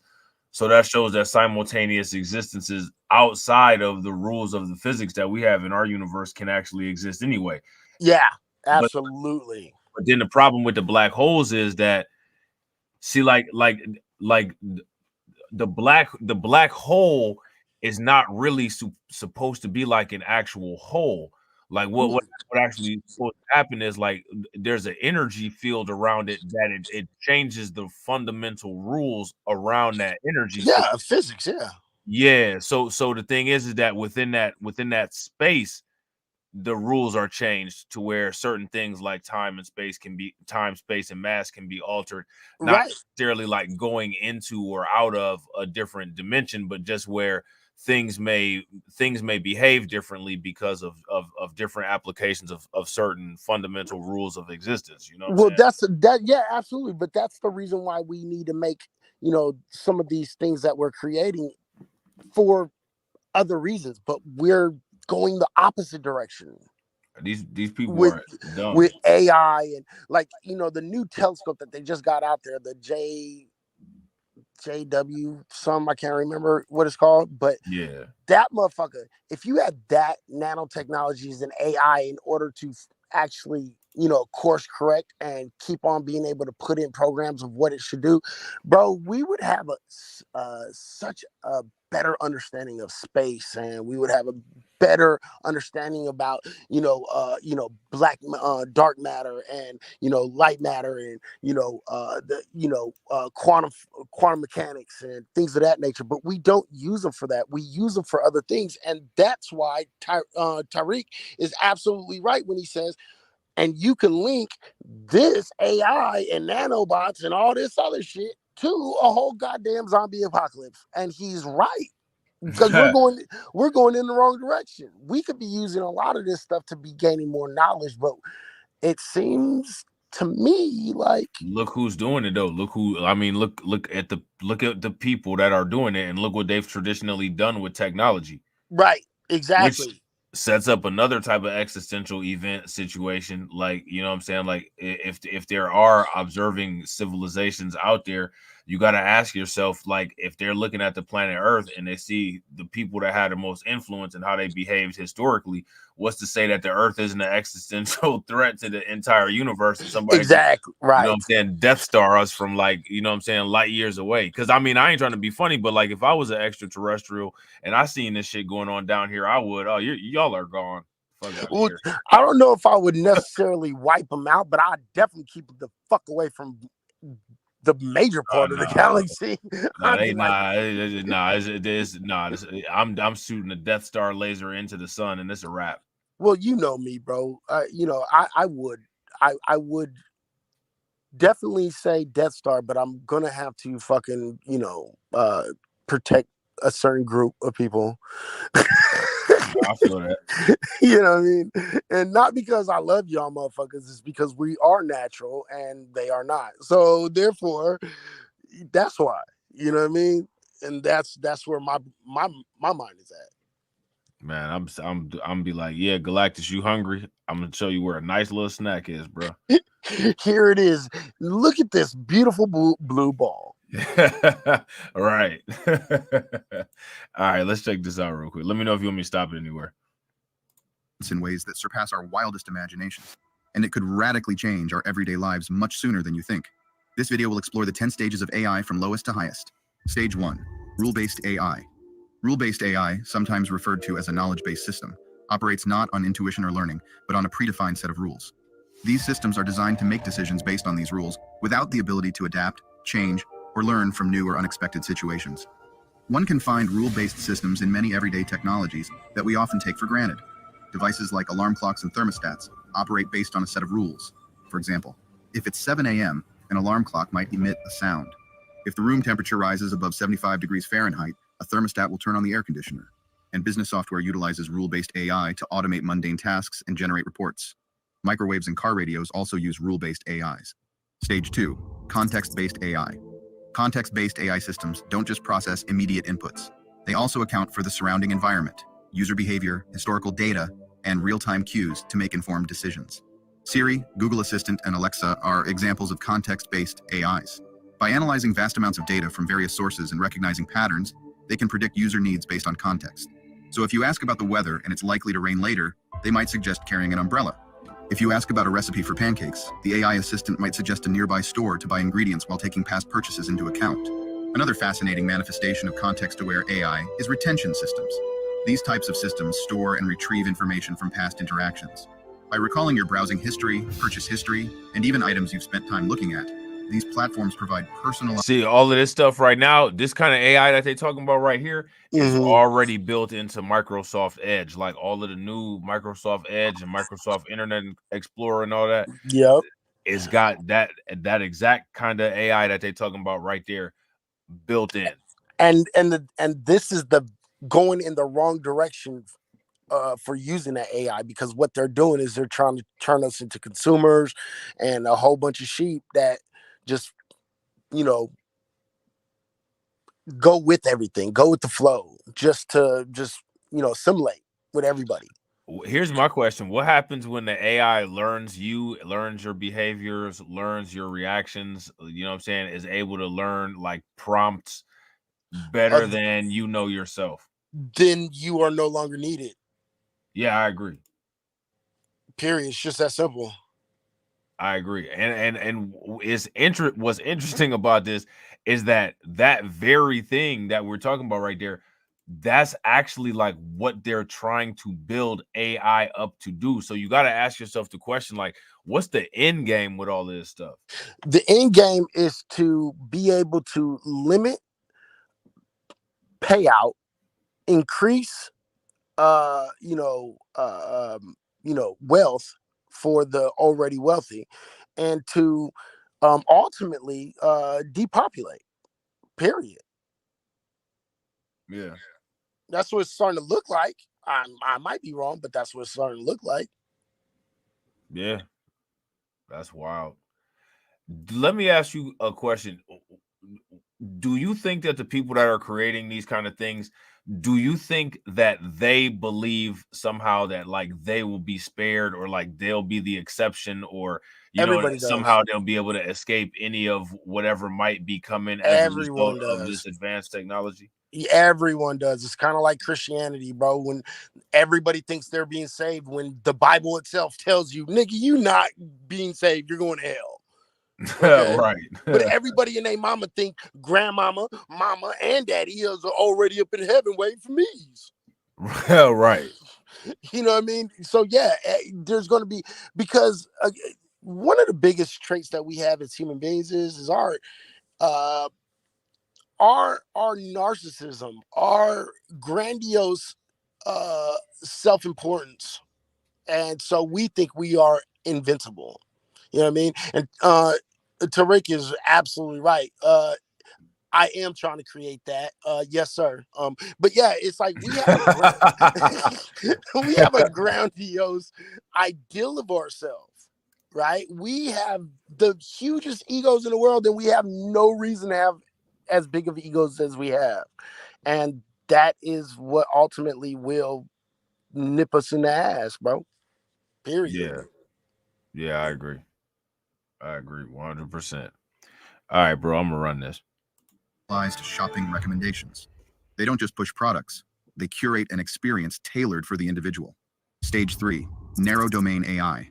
These specialized AIs are tailored to master specific tasks, often surpassing human capabilities within their designated domains. In the medical field, narrow domain AI can sift through volumes of medical literature, patient records, and research findings in milliseconds to provide insights or even potential diagnoses. IBM's Watson, for example, has been employed in medical fields, showcasing its prowess in quickly analyzing vast data to aid healthcare professionals. Similarly, in the financial world, narrow domain AI can track market trends, analyze trading patterns, and predict stock movements with an accuracy that's often beyond human traders. Can you Such AI systems are not just crunching numbers. Yeah, go ahead, bro. It can actually influence stocks too, in negative or positive way. It can actually destabilize our whole economy.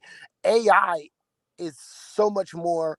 There's so much more power that AI has. It will literally, because stocks are a part of this digital system that we have. The fact of the matter, it can destabilize all economies and put a whole countries and turn them from modern industrial countries to third world nations overnight. Yeah, overnight, just based on some speculative information that might be completely wrong. Right. Exactly. And so when you're everything after part 2 is dangerous to us. Oh yeah, I agree. Anytime you have this stuff starting to make what one would consider rational or quote unquote logical decisions for humans that are not based on quote unquote human rationality or human logic, the fact that we're trusting that, or the fact that we're allowing those decisions to be made, is wild.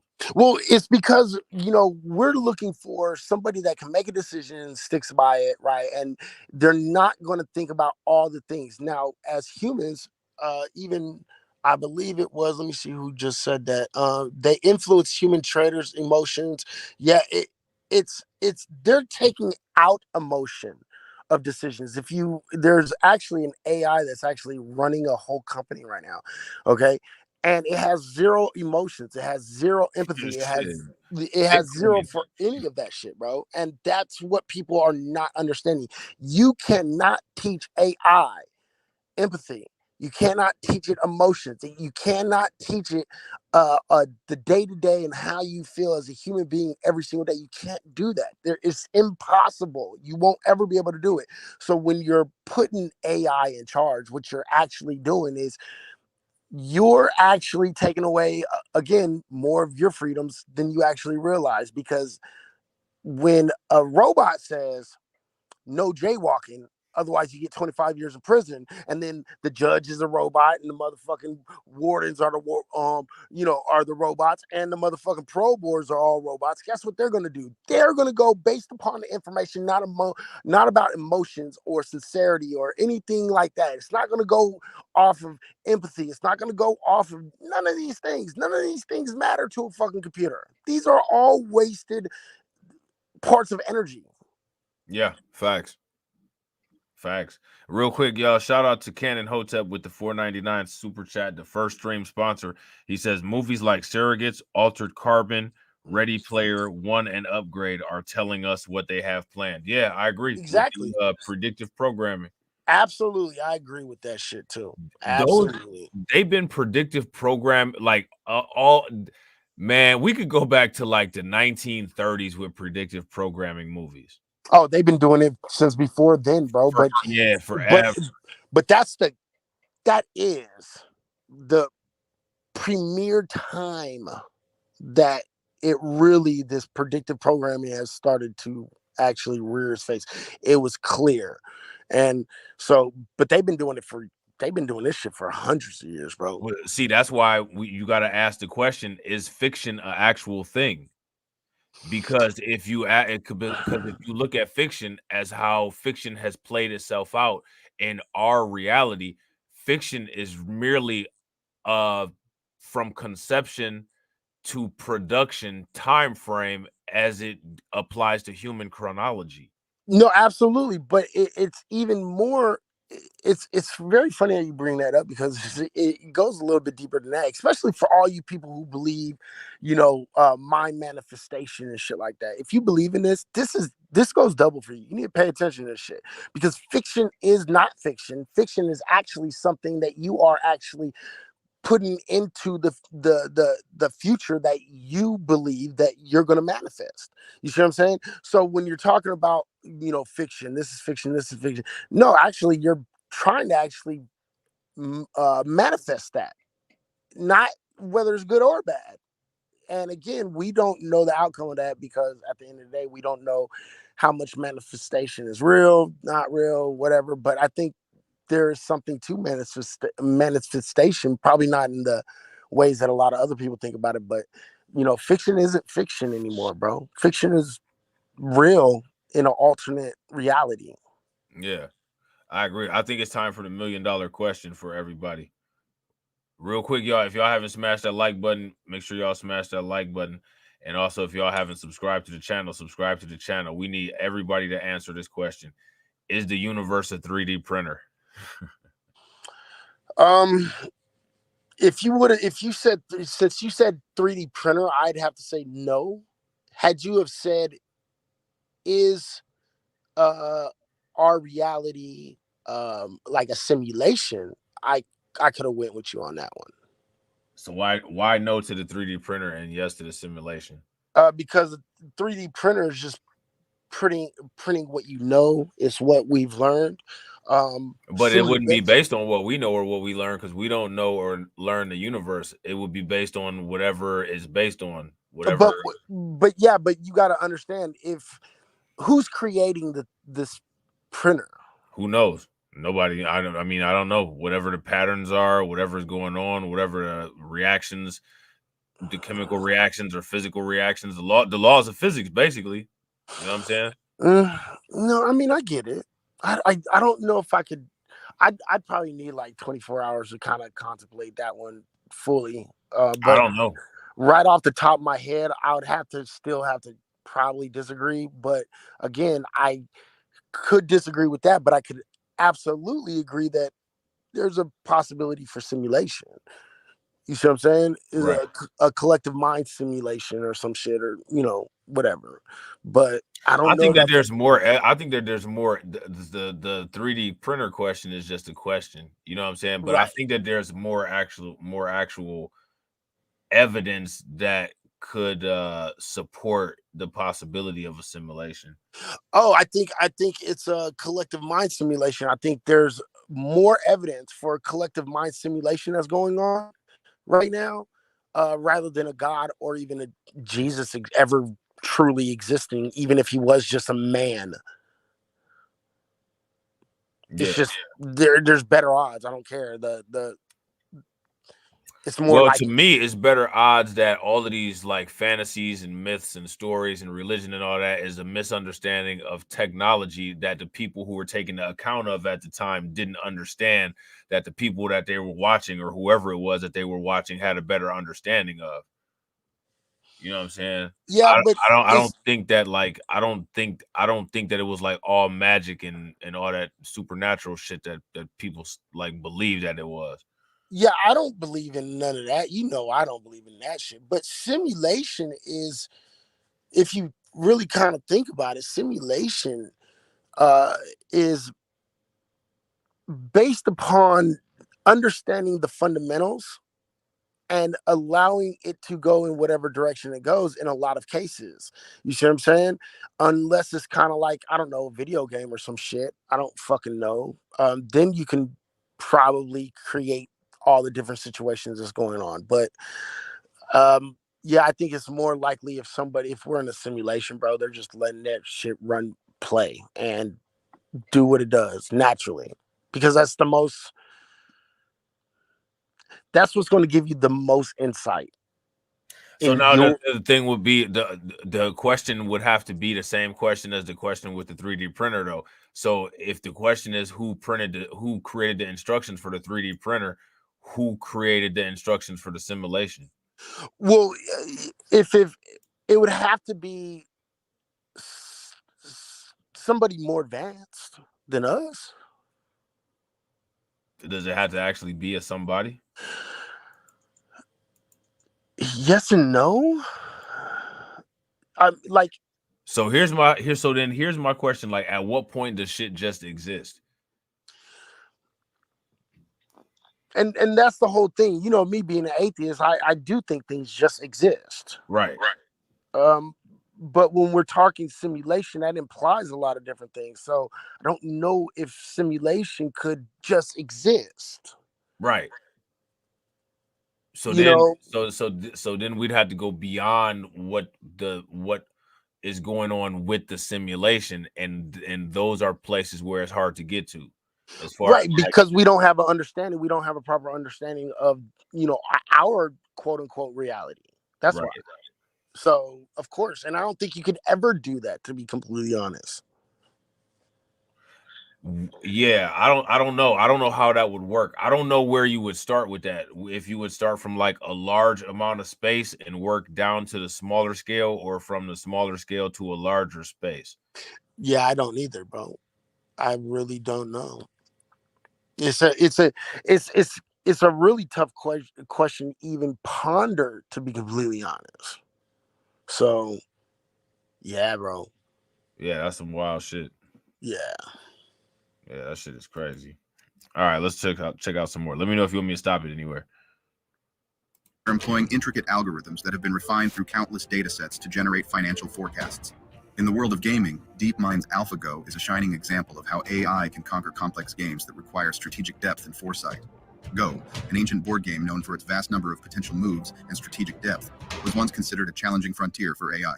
Yet, AlphaGo, a narrow domain AI, not only learned the game but also defeated world champions. Narrow AIs could even enable real-time translation in the near future, making interactions in foreign countries more seamless than they've ever been. Stage 4, Reasoning AI. This type of AI can simulate the complex thought processes that humans use every day. They don't just process data, they analyze it, connect patterns, identify anomalies. So, like, do you think that this is the Tower of Babel 2.0?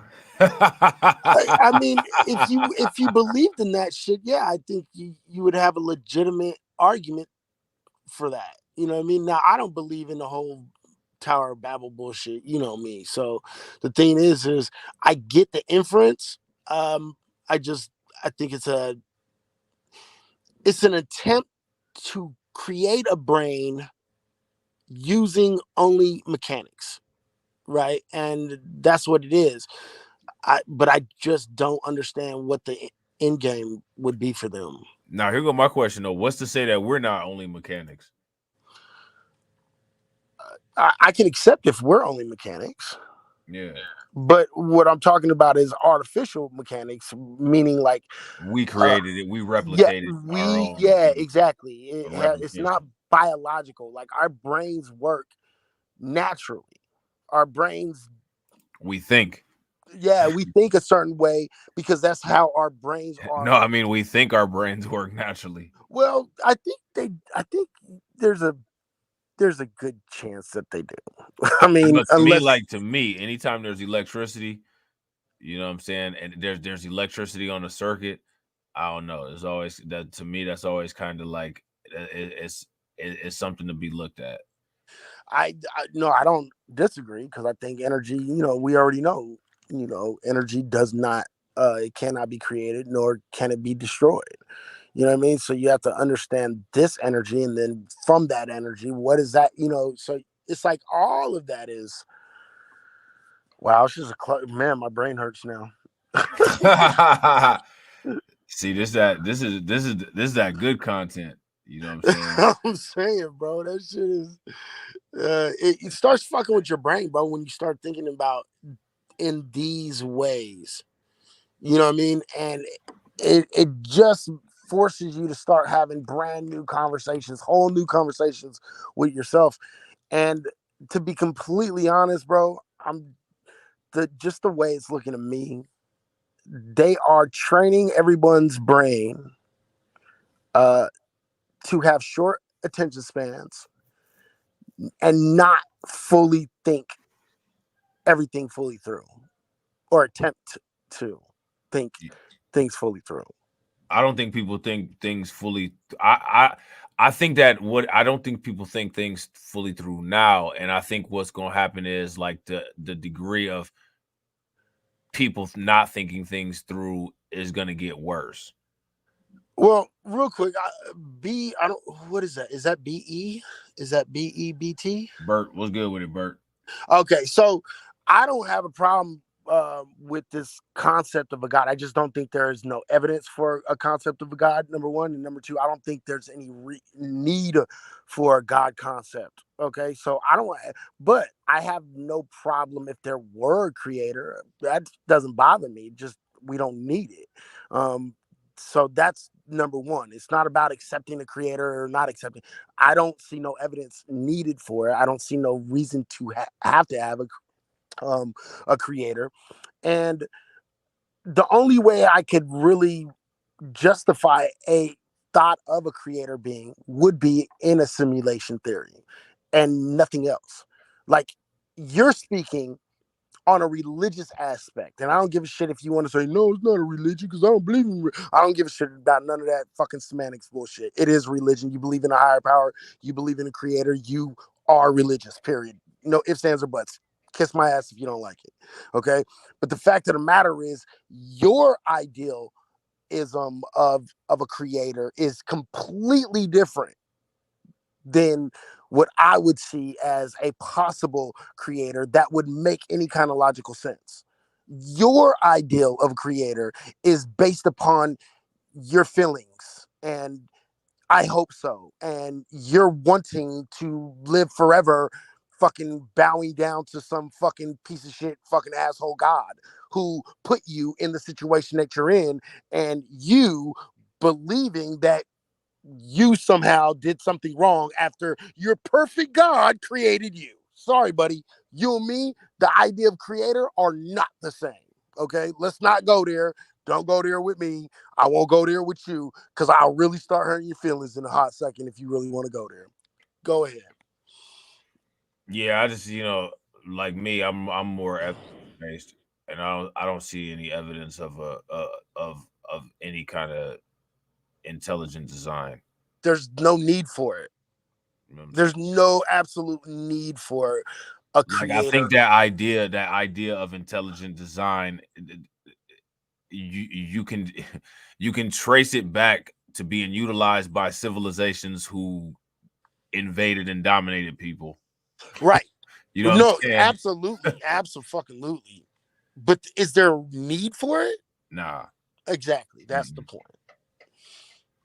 That's just the point.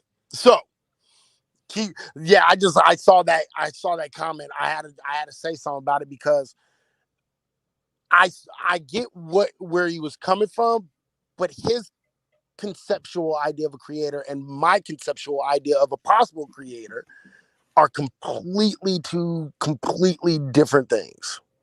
You see what I'm saying? So when we talk about AI and string theory, when I say, okay, there possibly could have been a creator, but possibly not, I think in order to have a simulation, you must have something that is a higher intelligence kind of creating the space and the reality in which that we perceive ourselves in, right? But it's not that kind of creator. It's not like So this. let me ask you this: if there's a creator, that would mean that its creations are not natural. That its creations are creations, and that the creator is natural. That would imply that, and on in his way of thinking, not in mine. In my way of thinking, it's more of just some sort of being or something that that has more intelligence that's running Well, programs. like what? Like so? Like you don't create a tree. A tree is Right, just there. right. But if I created a model tree, that model tree is not natural. No, you're right. And the thing is if you believe in a creator, then who created the creator? You understand? So you have the infinite regress right Well, the there. rules don't work for the creator. The creator Well, is no, always there and because that's called special pleading, and that's a fucking fallacy. That's bullshit. Okay, because the creator that's is always there. right. That's called special pleading, and that's absolutely fucking bullshit. Anyone who makes that argument, oh, the creator didn't need to be created, you're an idiot. You need to go do some more studying. I don't care who you are, okay? Because that's called special pleading fallacy, and you're trying to make an exception for you to break the rules that you are trying to set, and it's bullshit. So either stay consistent or miss me with your dumb shit. Yeah, I don't know. I like that. I'm sorry, man. Like I can't. I can't follow not following evidence. You know what I'm saying? And like the thing is that Same to your all white supremacist learnings. all of all Go ahead, bro. Go more ahead. well more religion comes from white supremacy than any kind of like you know what I'm saying like atheistic belief or anything like that. You know what I'm saying? Atheistic belief is just a Or denial of a claim of a fucking or god or a supernatural being. You've been force fed your religion, your idea of a creator in order for you to be mentally controlled, partner. But yet you want to sit here and talk to me about white supremacy, bruh. If you have anything to do with the Quran, the Tanakh, the Torah, or the motherfucking Bible, and I don't give a shit which version you're reading. Yeah, it's not me. That's mind fucked from white supremacist learning. That's not me. That's you projecting yourself onto me. Okay, I promise you, you was so missing the point. You're completely missing the point. And then to sit here and to say dumbass shit like, oh, white supremacist thinking. No, bro, you understand what white supremacist thinking is.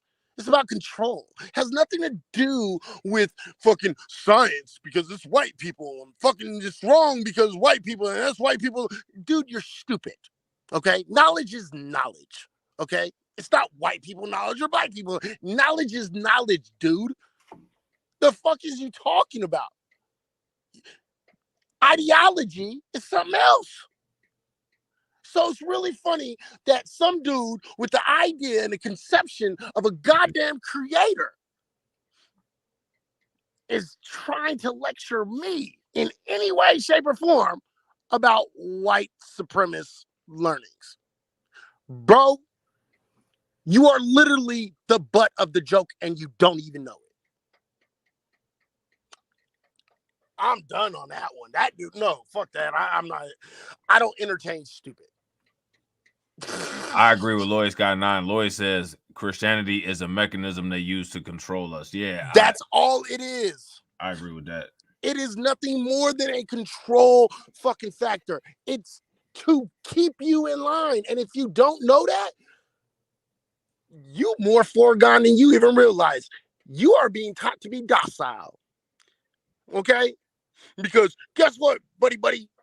You know, I'm not white supremacist. Bro, you are literally doing exactly what white supremacists want you to do. Literally, as we speak. This is what I'm talking about. It's like dumb motherfuckers always want to try to act like they smart.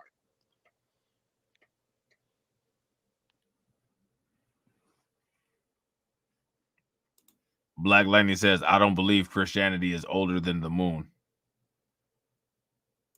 How old is Christianity? Christianity is about, specifically Christianity, a little over 2,000 years, maybe. How did Europeans adopt it? Huh?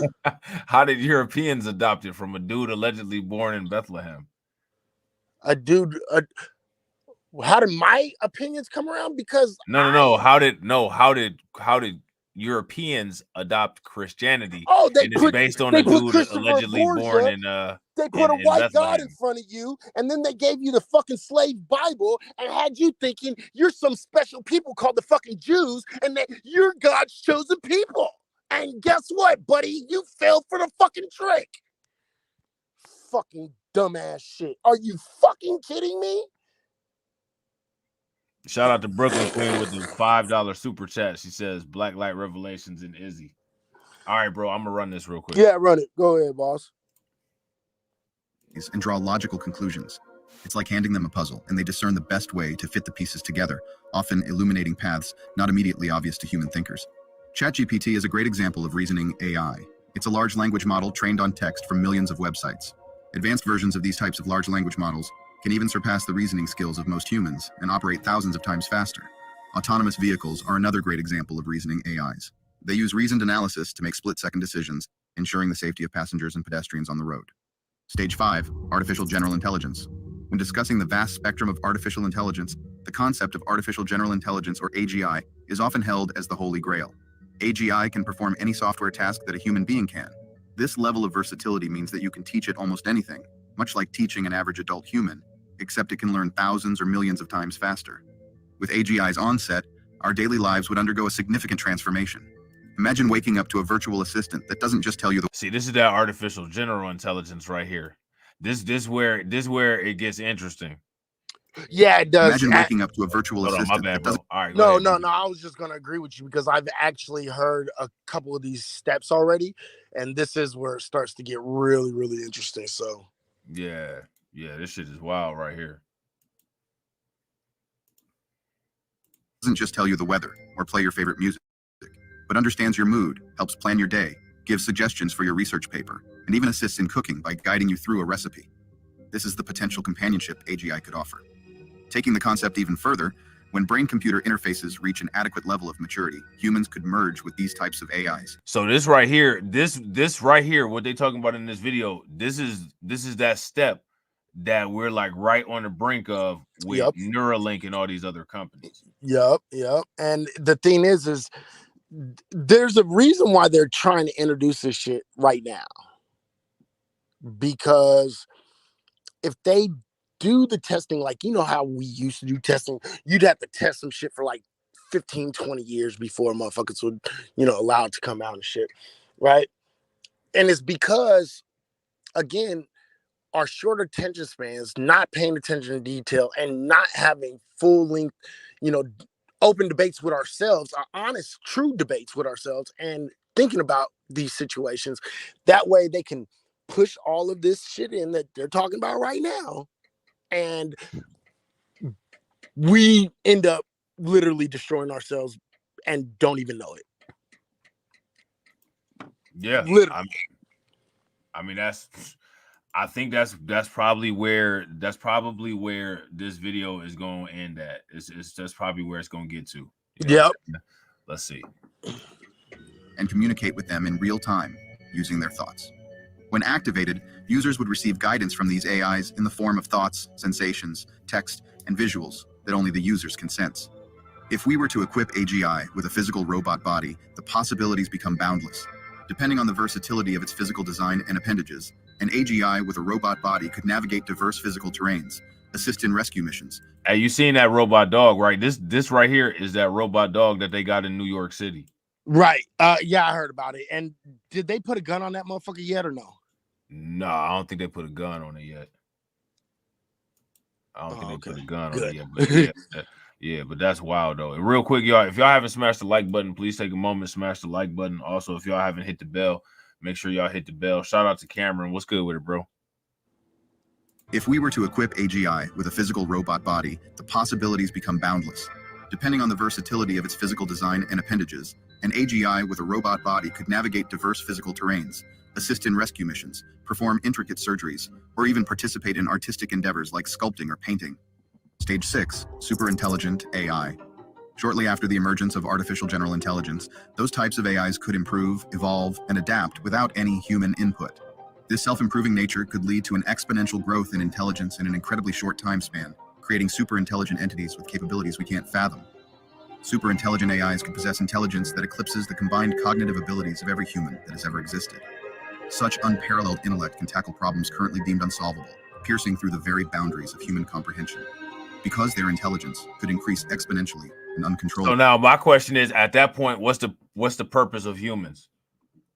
At that point, right, at this point right here in technology, when this particular event occurs, when something that has this kind of processing power is available, what is the point of humanity?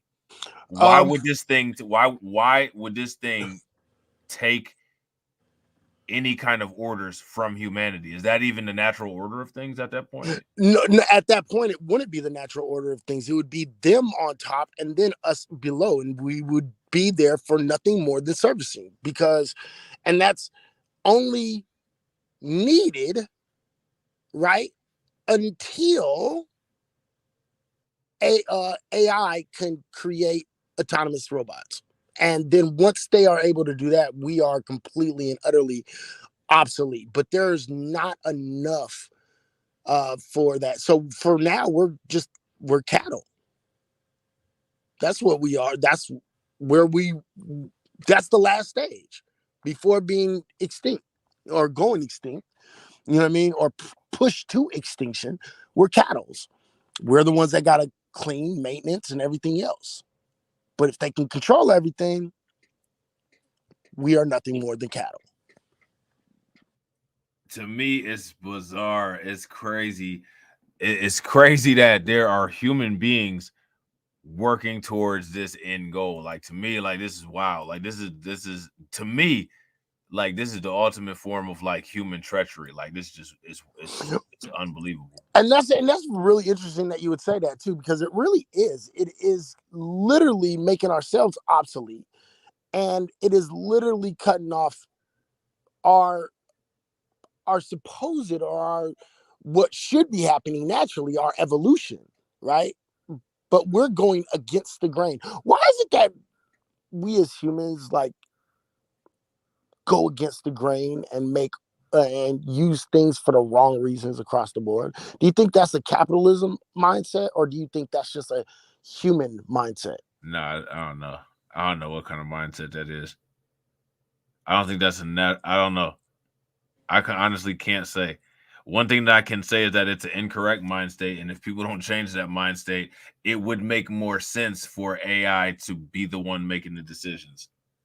I don't know if it would be a better thing for AI to be making the decisions, bro. Again, for AI, it would be, not for us. Oh, well, yeah, for AI it would be, but not for us. No, absolutely. For us, it would. I think it's 100% detrimental. Humanity seems like it's trying to euthanize itself. You know what I'm saying? Yeah, yeah. So, you know, Yeah, I can agree with that.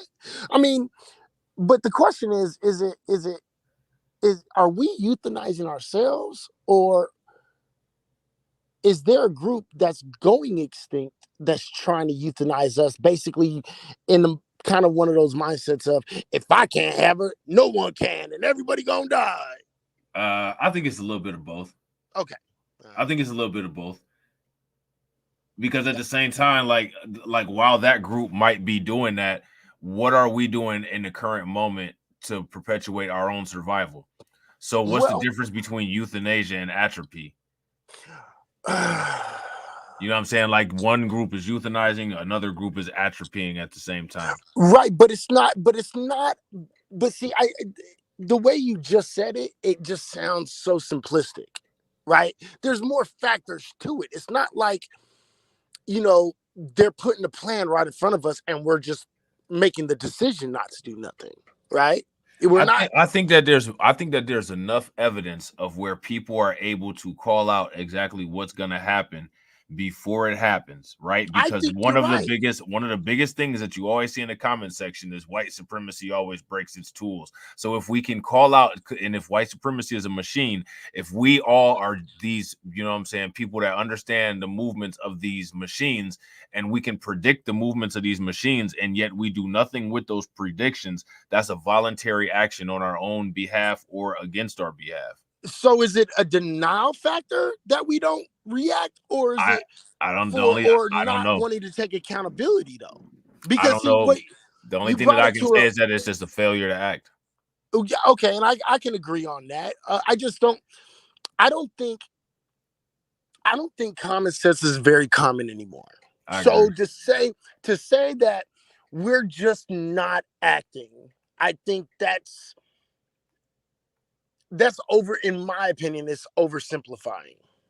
I don't think it's just that simple. Oversimplifying, probably, Yeah, but at the same time, no, it's a description of the current I think you're reactions to correct. action. You know what I'm Yeah, saying? you're correct on that. I just think it's a tad bit of a oversimplifying, and then, but if we were able to get into the particulars, it'd be more reasons why people are not acting.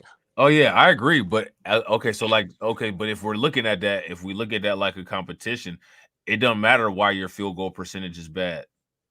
Yeah, Like it does matter. what matters is if the other team is scoring more field goals than you, and they're taking more attempts than you, and they win or lose the game. You know what I'm No, it does matter. It does matter absolutely on why you're missing, because if you don't know why you're missing, you study it and correct it. If That's the you only get the way to next correct for chance, correction.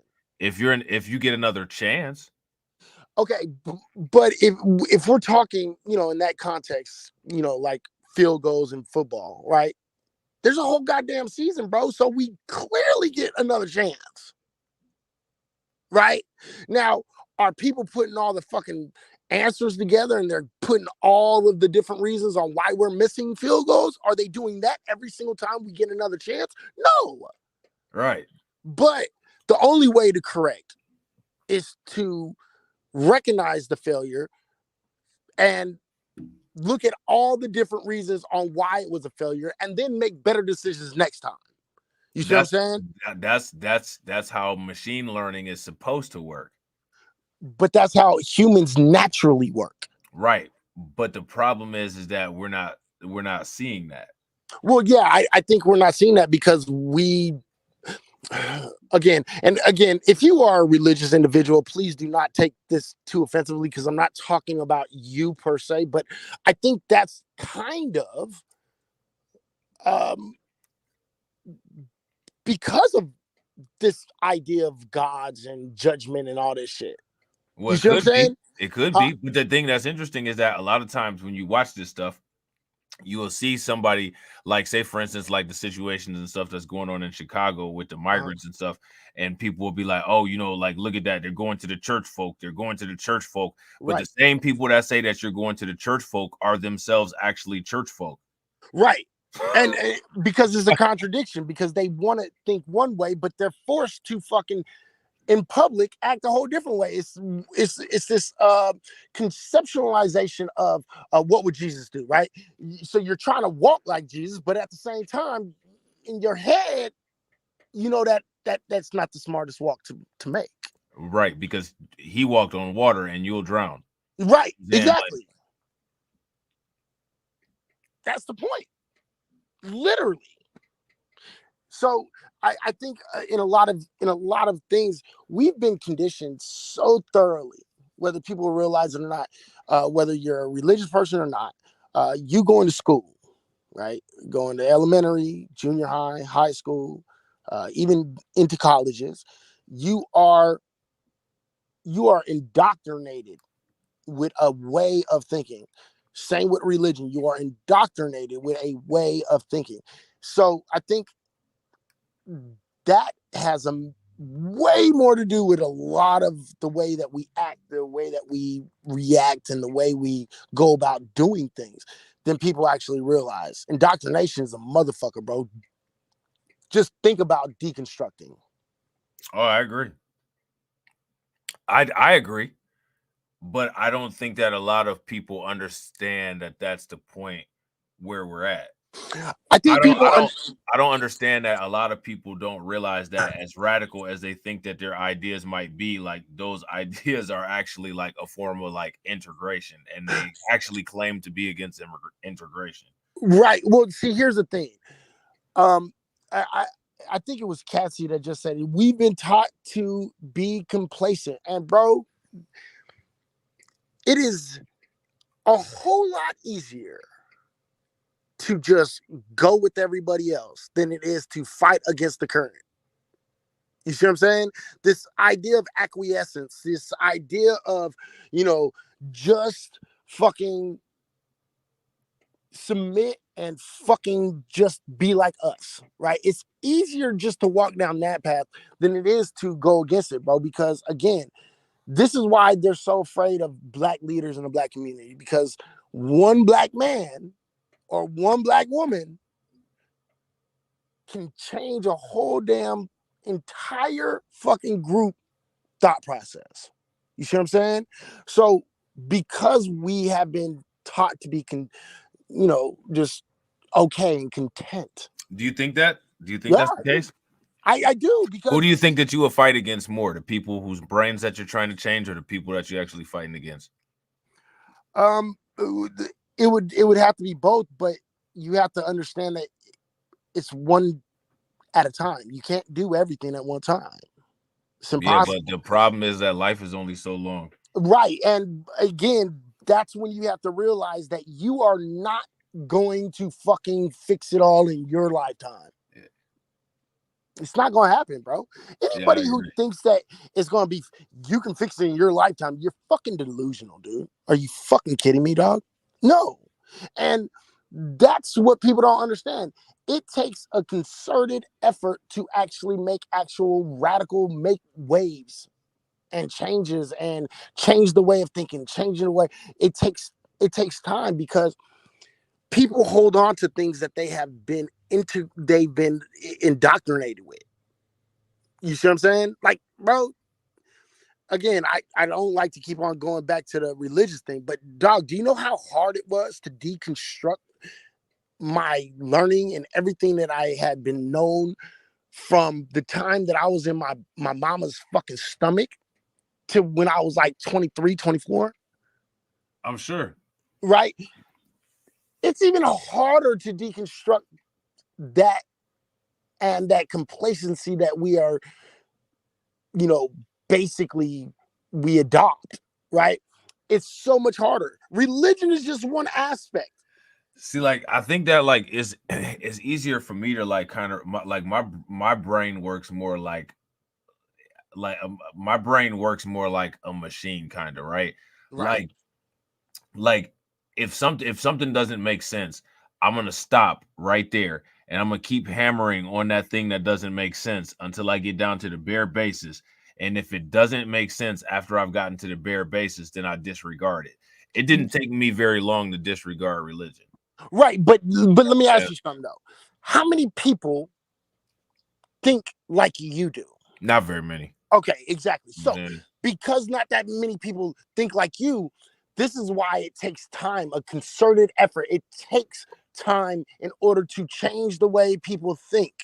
You see what I'm saying? Like, I thought black folks was really turning the corner, and we were going to start getting a whole bunch of black atheists because there's, so many more black atheists that are coming around, right?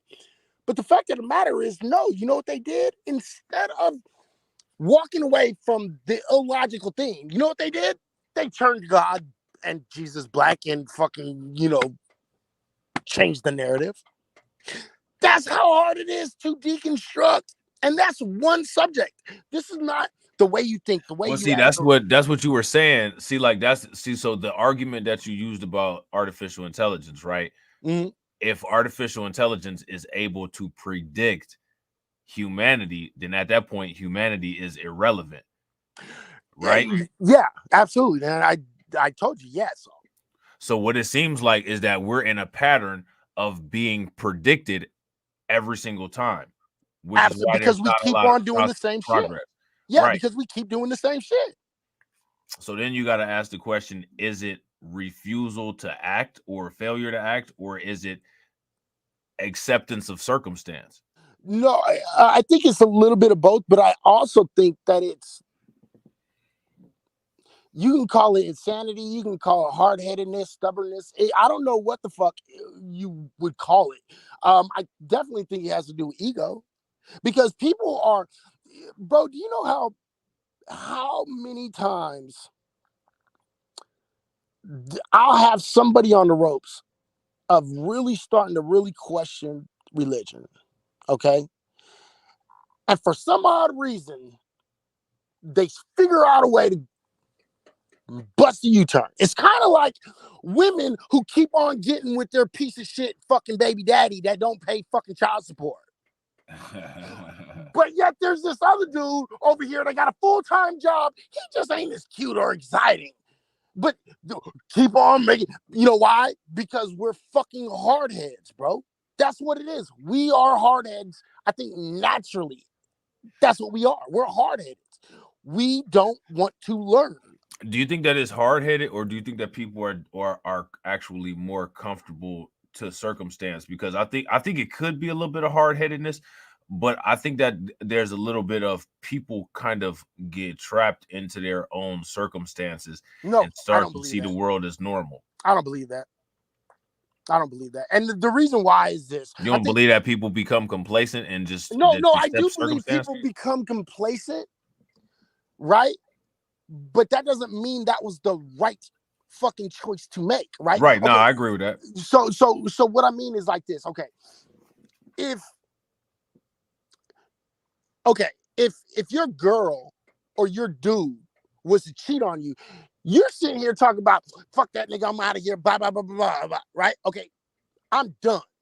But let this dude hit you or this broad hit you in the mouth.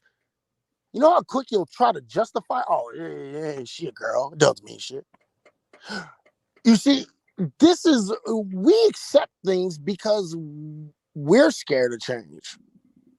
Because if you really had any kind of, if people had any kind of, what's the word I'm looking for? Is that scared of change, or is that emotion-based irrationality, which is one of the things that artificial intelligence I is think going it's to a lack. eliminate? I think it's more of a lack of courage, a lack of integrity. I think it's a lack of a lot of things, fundamental things that people just do not hold anymore. Because the fact of the Yeah, I matter could is agree this: with if that. you have self-respect, if you have just a mediocre fucking amount of self-respect, and some dude hits you, and you still stay with him under any circumstances, I'll show you someone that has no self-respect. Period. Well, shit, that's never mind. No, and I'll go that deep on it, because here's the fact of the matter is, because we have a set of rules that we've kind of put on ourselves as a culture, as a a group, right? And we've kind of accepted a lot of these ideals. The fact of the matter is this: based upon those ideals, it's not right for a dude to hit a broad. right? A woman understands what abuse is, right? And so the fact of the matter is, if you don't leave the first time that dude make that move, I'm going to show you someone that does not have any kind of self-respect, period. Yeah, that's that whole thing about people will treat you only as good as you treat yourself. Exactly. People only treat you as good as you treat yourself, or they'll treat you the way you accept being treated. So right? then you got to ask so then we got to, if we bring it back to the original, to where we were, look at all of these other groups of people coming in, treating black people the same way that their predecessors are treating black people. Yeah. Where why are they doing it? Why are they? I think it's because of a level of acceptance. Exactly. So they get through and they get bonuses for doing those things. And here's the thing. Where's the bonus of getting your ass beat every day? I don't know. It's a modern mystery to me, because operant conditioning for some reason does not, from my observation, operant conditioning, at least the normal way that it looks, is not functioning properly for us. Well, no, it's not. But the fact of the matter is, people don't know how to be individuals. People don't know how to challenge anything. You're not really allowed to challenge anything. Think about it, bro. You had to make a C19 fucking channel, right? Right. Why? Oh wait, because you couldn't talk about it on the regular show because you didn't want to get demonetized or kicked off or anything, but you still wanted to talk about it, right? See, that is integrity. That's standing on, your laurels, standing on 10 toes. That's what that is, right? Saying, okay, I understand what could happen, so therefore I'm going to separate this way, blah, blah, blah. I'm going to safeguard myself, right? The fact of the matter is, nobody wants to safeguard themselves. Nobody wants to take the chance no more. And this is why I don't accept that, it's comfortability. No, you just don't have nuts. You're not an individual. Okay. I see where you're saying. Yeah. No, I could definitely agree with that. Yeah. You see what I'm saying? Yeah. You have no self-respect. You have no self-honor. You don't have no kind of nothing. You have no nuts. And again, why do we have a whole bunch of people that just don't fucking have any nuts? Well, because fucking that's what they're creating with everything that we have, bro. That's what this whole, social media shit is for. That's what religion is for. That's what fucking school is for. That's what fucking, working at a business. All of these things are conditioned. It's conditioning. And you have just a whole bunch of weak-minded individuals that just say, you know what? It's just easier to go this way. But they get bonuses. Black folks, we don't get bonuses. And if you're a female that's getting her ass beat, she's not getting a bonus. If it's a dude who's getting his ass beat by his girl, because that is a real thing, the fact of the matter is, guess what? They're not getting no bonuses. Yeah. It's a crazy thing, but bro, I think all of this is programming. It's all programming. Because you can see it. Go back, just look at the history books from 1930 to present, and tell me it's not conditioning. Oh, it's absolutely conditioning. It's absolutely conditioning. And my thing is that it's the same thing as Morpheus told Neo, as far as like the Matrix goes. If you've defeated somebody's mind, for the most part, you've already defeated. That's Shang Tzu too. If you know your enemy better than you know yourself, then you've already won the war before it ever started. You see what I'm saying? When you know your opponent, you see what I'm saying? So the thing is at the end of the day, what you have is you have a system, right? So you got these white folks up here, and then you got all these other folks that shit on black folks. You know why? Because they saw this group start shitting on black folks, and they got a bump. And then they followed that model. Right. And then they said, oh, wait, we can do that? And we just have to do it this way. Oh, okay. So they tested the waters. And guess what? And then there was no operant conditioning. Like anytime you stick your hand in the water, you're supposed to get burned. But anytime they stick the hand in the water around here, they get a massage and shit. That's not how the fuck that shit's supposed to work. Exactly. So now and this is all forms of conditioning. All of these things are conditioning. And this is why it's so crazy to me that black folks we still fall for this shit, right? And that's why I said and it is because when we recognize a black man or a black woman who speaks power to truth, when they say real shit, when they force you to think, the fact of the matter is more black folks start listening. And with a big enough number of black folks that are starting to think and they're starting to challenge things in their head, oh, we have a problem. Houston, there's a problem. I promise you. And what did they do in the Prince Albert plan? The very first group that they round up is black folks. That's in law. You see what I'm saying? So the fact of the matter, that's why I say, yeah, if black folks, if it doesn't take nothing but somebody to like a black man, a black woman to speak to our inner selves and speak it out loud. And that's why they've gone out of their way to make sure they kill all of the black leaders. So now what do you have?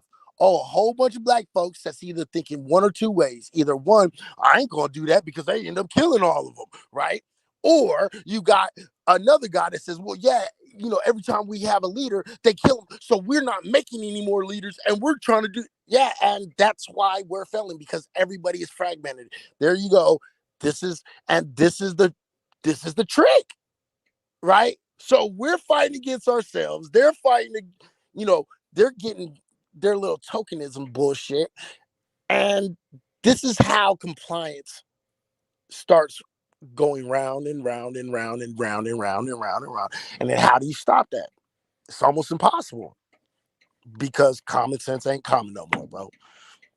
And that's why we're making the decisions with this AI shit. That's why we're making bad decisions with, the way that we, talk, the way that we live, what are freedoms, what are not, things of that nature. You know what I mean? This is why people keep on falling into the trap of religion. This is why people fucking keep on falling for the same old okie doke.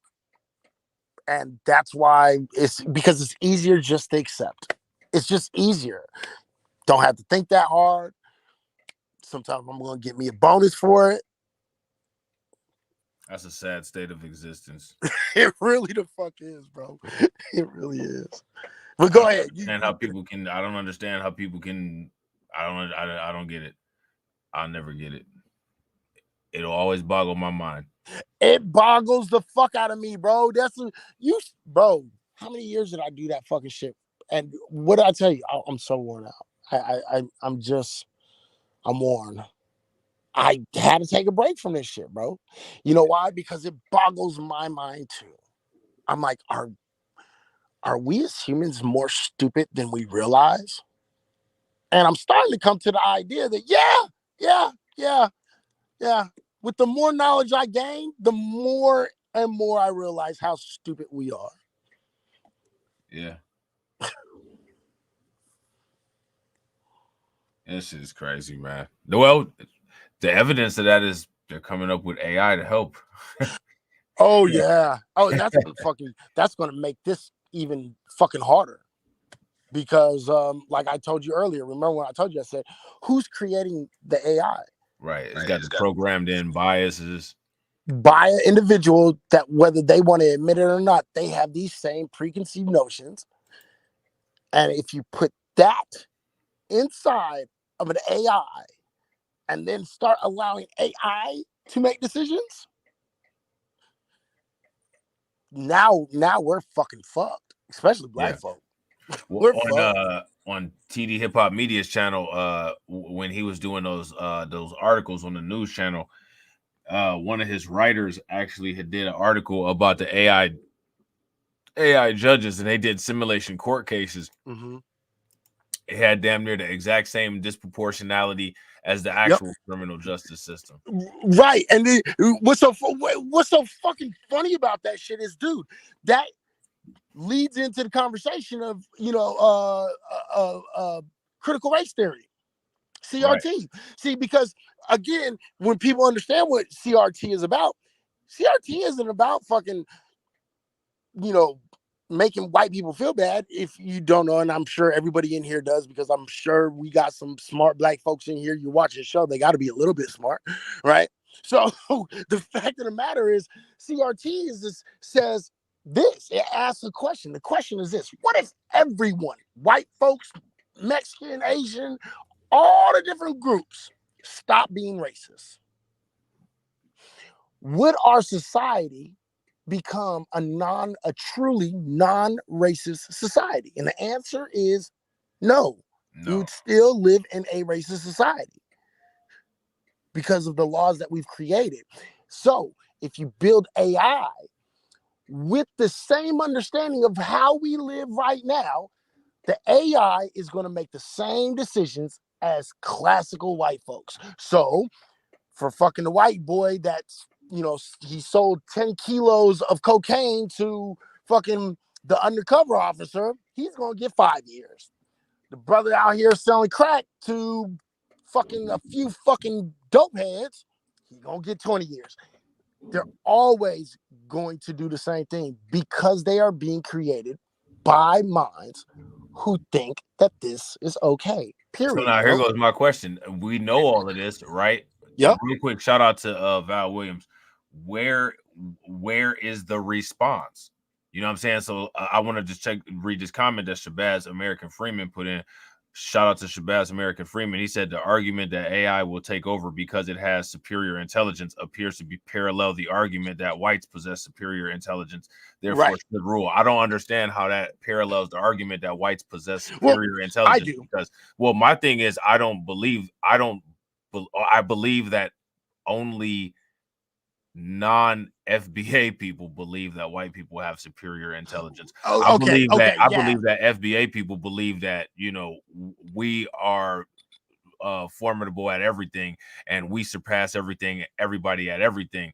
I don't believe that we believe that white people have superior intelligence. It's a scientific fact that these AI computers have a different type of neural netting and different type of processing where they can create these algorithms, calculate these algorithms, over and over and over in their head, over and over, many more times faster than we ever can.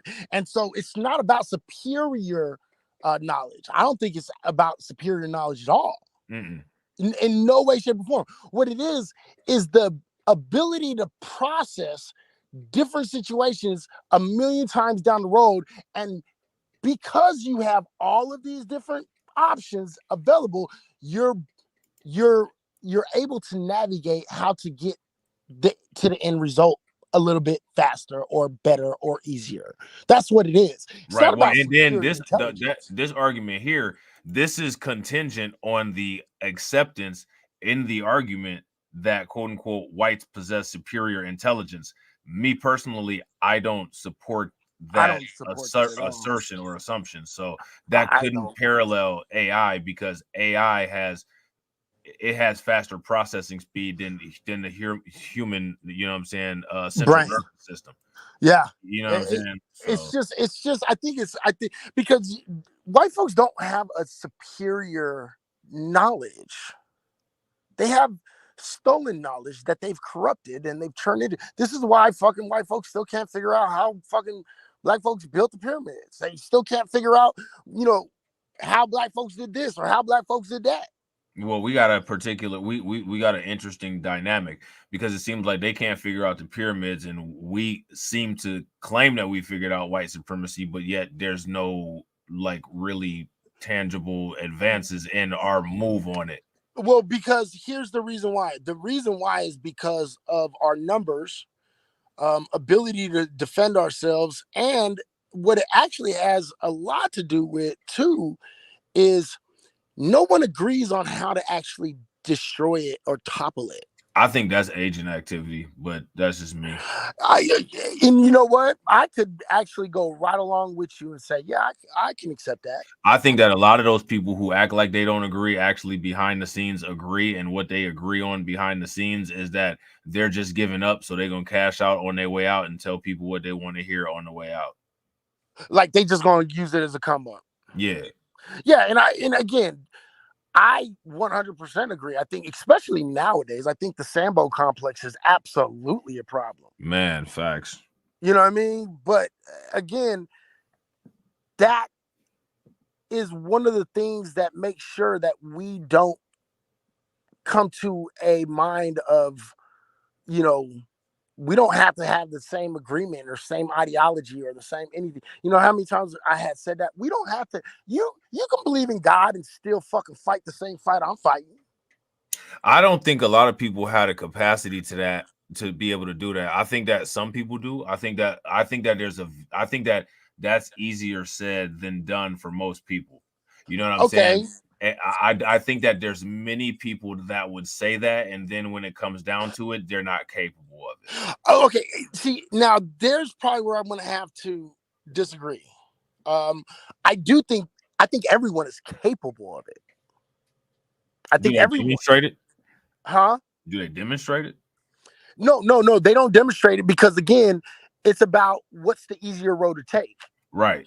You see what I'm saying? So if you're presented a task of going this easy way, right, and walking downhill, but there's another route you can take. You can take a whole nother route and get to the mountaintop, but you're going to have to climb them stairs. It ain't got no elevator.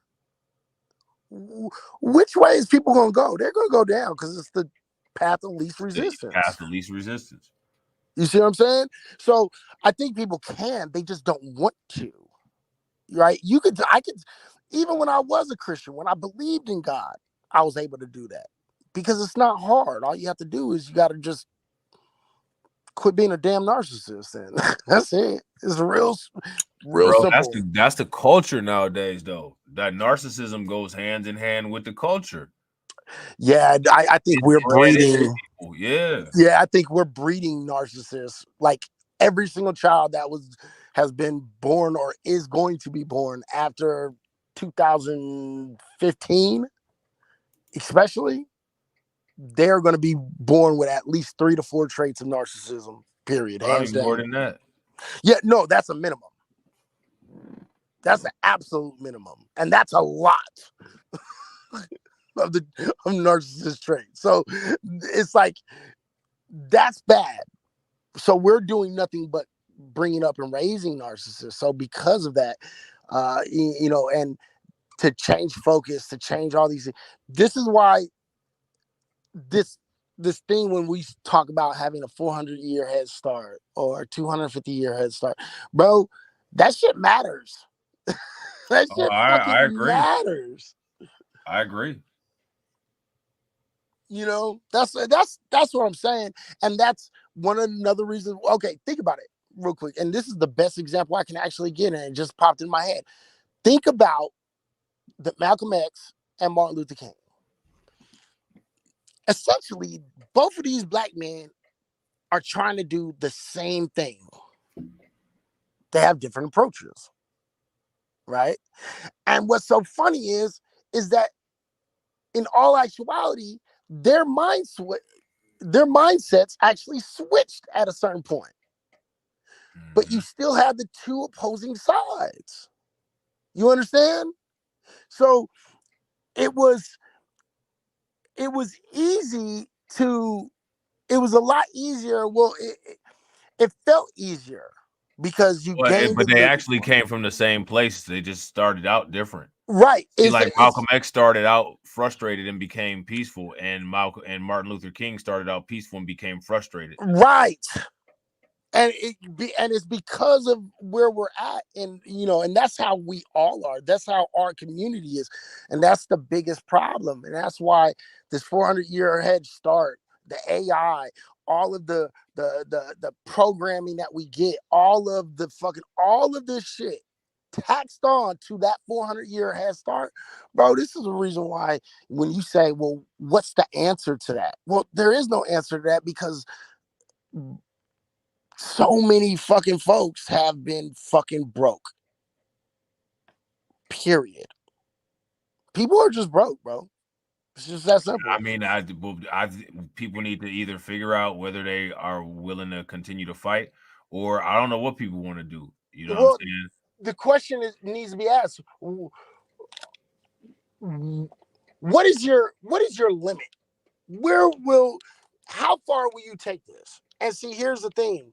There isn't enough commitment from Black folks because, again, we have a fragmented mindset when it comes to two people. We have two sides of a group that basically and technically believe the same thing. They're just going about it the best way that they think is the best way to go about it. And then the leftovers are a whole bunch of Sambos. Yeah, that's interesting. Yeah, it is. So, like, when you said, well, what's our answer to these white people's AI? Well, I mean, I think the easiest answer you could say is, okay, Black folks, start building fucking AI. Not only start building your own AI, but also make sure that your brain can always, at the least, compete with AI. Yeah, well, that's what the whole parameters and laws are. Right. Well, what I'm saying is that at the least, make sure that you can compete. You know what Yeah, I'm saying? and I don't You think may not be able to surpass, or you may not be able to, be able to be better than. after a certain point with There AI, you go. bro. You had popped out for a minute. Oh, my bad. I had said I don't know if you can. Once you release the Kraken of AI, I have a hard time seeing how we can quote unquote compete. Yeah, I mean, that's a Pandora's box, and it's only a matter of time before singularity occurs. You know, they had that calculation called Moore's law, where the size of a superconductor decreases as the processing speed doubles. And by the time AI gets to the point of where it's able to self-update, that slope of the Moore's law equation will probably be parallel with the x-axis, which means that, it'll just be increasing in capability infinitely. Getting smaller, which would be down to nanotechnology sizes. You know what I'm saying? Right. In the same proportion, which the proportion will probably change if it's AI because it's going to be working at maximum efficiency. So it's probably going to be more efficient than the actual Moore's law graph. No, absolutely. And that's why the Moore's law, if you want, you can actually look at Moore's law and then fucking pretty much answer why there is no commitment in our community. To be completely honest, bro. You see what I'm saying? Because as things get smaller and smaller and smaller and it's moving more efficiently, what's actually going on is you're starting now to include all of these things. Like, instead of Black folks fighting for Black folks and trying to get fucking our equality, no, we're too busy out here fighting for trans and LGBT rights. Immigrants. We're fighting for immigrants. We're fighting for you. You understand what I'm saying? We're fighting for everybody but ourselves. And then you got. Let me just shut up. Man. You see, this is why this shit. And it's so funny that you had brought up Moore's law because it's really interesting on how these things are quite relevant in our society. Well, that's Neely Fuller Jr. said it in that video. He said, like, they'll have it fine-tuned and it'll be working and everything will be computerized. I mean, as much as people want to get mad about us having this conversation, Neely Fuller Jr. said it. You know what I'm saying? Neely Fuller Jr. said it. Yeah, he said it long ago too. You know what I'm saying? So, like, a lot of times, like, people don't be liking hearing this kind of shit, but I mean, you can't hear it from Neely Fuller Jr. and accept it, and then hear it from somebody else, and it's wrong. That's an issue that goes on as well too. Right. Because they accept the person who's saying it and not necessarily, and they don't really give a shit about what the fuck they're saying. Right. They just want somebody that, they feel they identify with. See, like, if people think that this shit that we talking about up here is black pill right now, man, Neely Fuller Jr. was way more black pill than this. Oh yeah. Oh yeah. But here's the thing. I think the biggest thing about Neely Fuller Jr. is this: everything that he's predicted has so far became true. And that's what I'm saying about there's we have the predictive ability. The failure to act is the reason why there's not changes, because the predictive ability is there. People have been predicting this since Amos Wilson, Francis Cress Wilson. I mean, like the understanding of the machine, I don't believe is the issue. Right. The integrity of those who have the duty to act is what is in question. And I agree with you in a lot of ways, because how many times have we talked about this and I say, no, I think black folks know about all this shit. Black folks ain't stupid. We're not dumb. Right? So the fact of the matter is if it keeps on happening and we keep on allowing it to happen, it's because we're trying to acquiesce. Sad state of existence. Yeah. Is this even really live? Yes, motherfucker, it's live. You believe it now? Oh, no, actually, it's not live. It's two AI motherfuckers just talking back and forth. That's House of Coons. What's good, House of Coons? That's what it is. You figured it out. You're a smart guy. Okay. Yeah, I think it's just, I think it's kind of interesting how I think it's very interesting how a lot of these things, a lot of these ideals, these theories that we know, but I think one of the biggest problems with a lot of things that we talk about is this. Everybody thinks that there's a key, right? There's going to be this one magic key that's going to unlock it all, and everybody's looking for that key. That's really... Nah, this shit is like motherfucking Pandora's box that Pinhead had, or you know what I'm saying, like a Rubik's Cube or something like that. That's multi-dimensional. People got to be able to like think spatially about dealing with these kind of problems. You know what I'm saying? Like if Neely Fuller, again, going back to Neely Fuller Jr., if Neely Fuller Jr. said that there was 9 areas of a human activity, then at the least what we're dealing with is a 9-dimensional problem, at the very least. Very least. Very least. Very least, bro. It is crazy. And see, this is the thing though. I think this is what a lot of this shit, because if you really talk about it, we've been talking about a lot of different things, right? Yeah. Remember, you just said there's 9 degrees, 9 different areas at a very minimum that we have to attack. But yet, what are they doing? They're fucking feeding us TikToks and shorties and short clips and all this other shit to lower our attention span. That way, we don't have the wherewithal in order to attack all these different 9 sides. Right. You just deal with you get a whole bunch of appetizers and never actually get a dinner plate. Exactly. You see, this is why this shit is so crazy, man. Because I think that the problem, I still believe that the problem is convincing people of the shit. The thing, exactly. like the thing is like honestly, like if you like anybody in my chat to tell you this, bro, I do not believe that the current system. I believe that the current system is a straw man system. All we got to do is just actually stand up to the shit and it'll fall down in a second.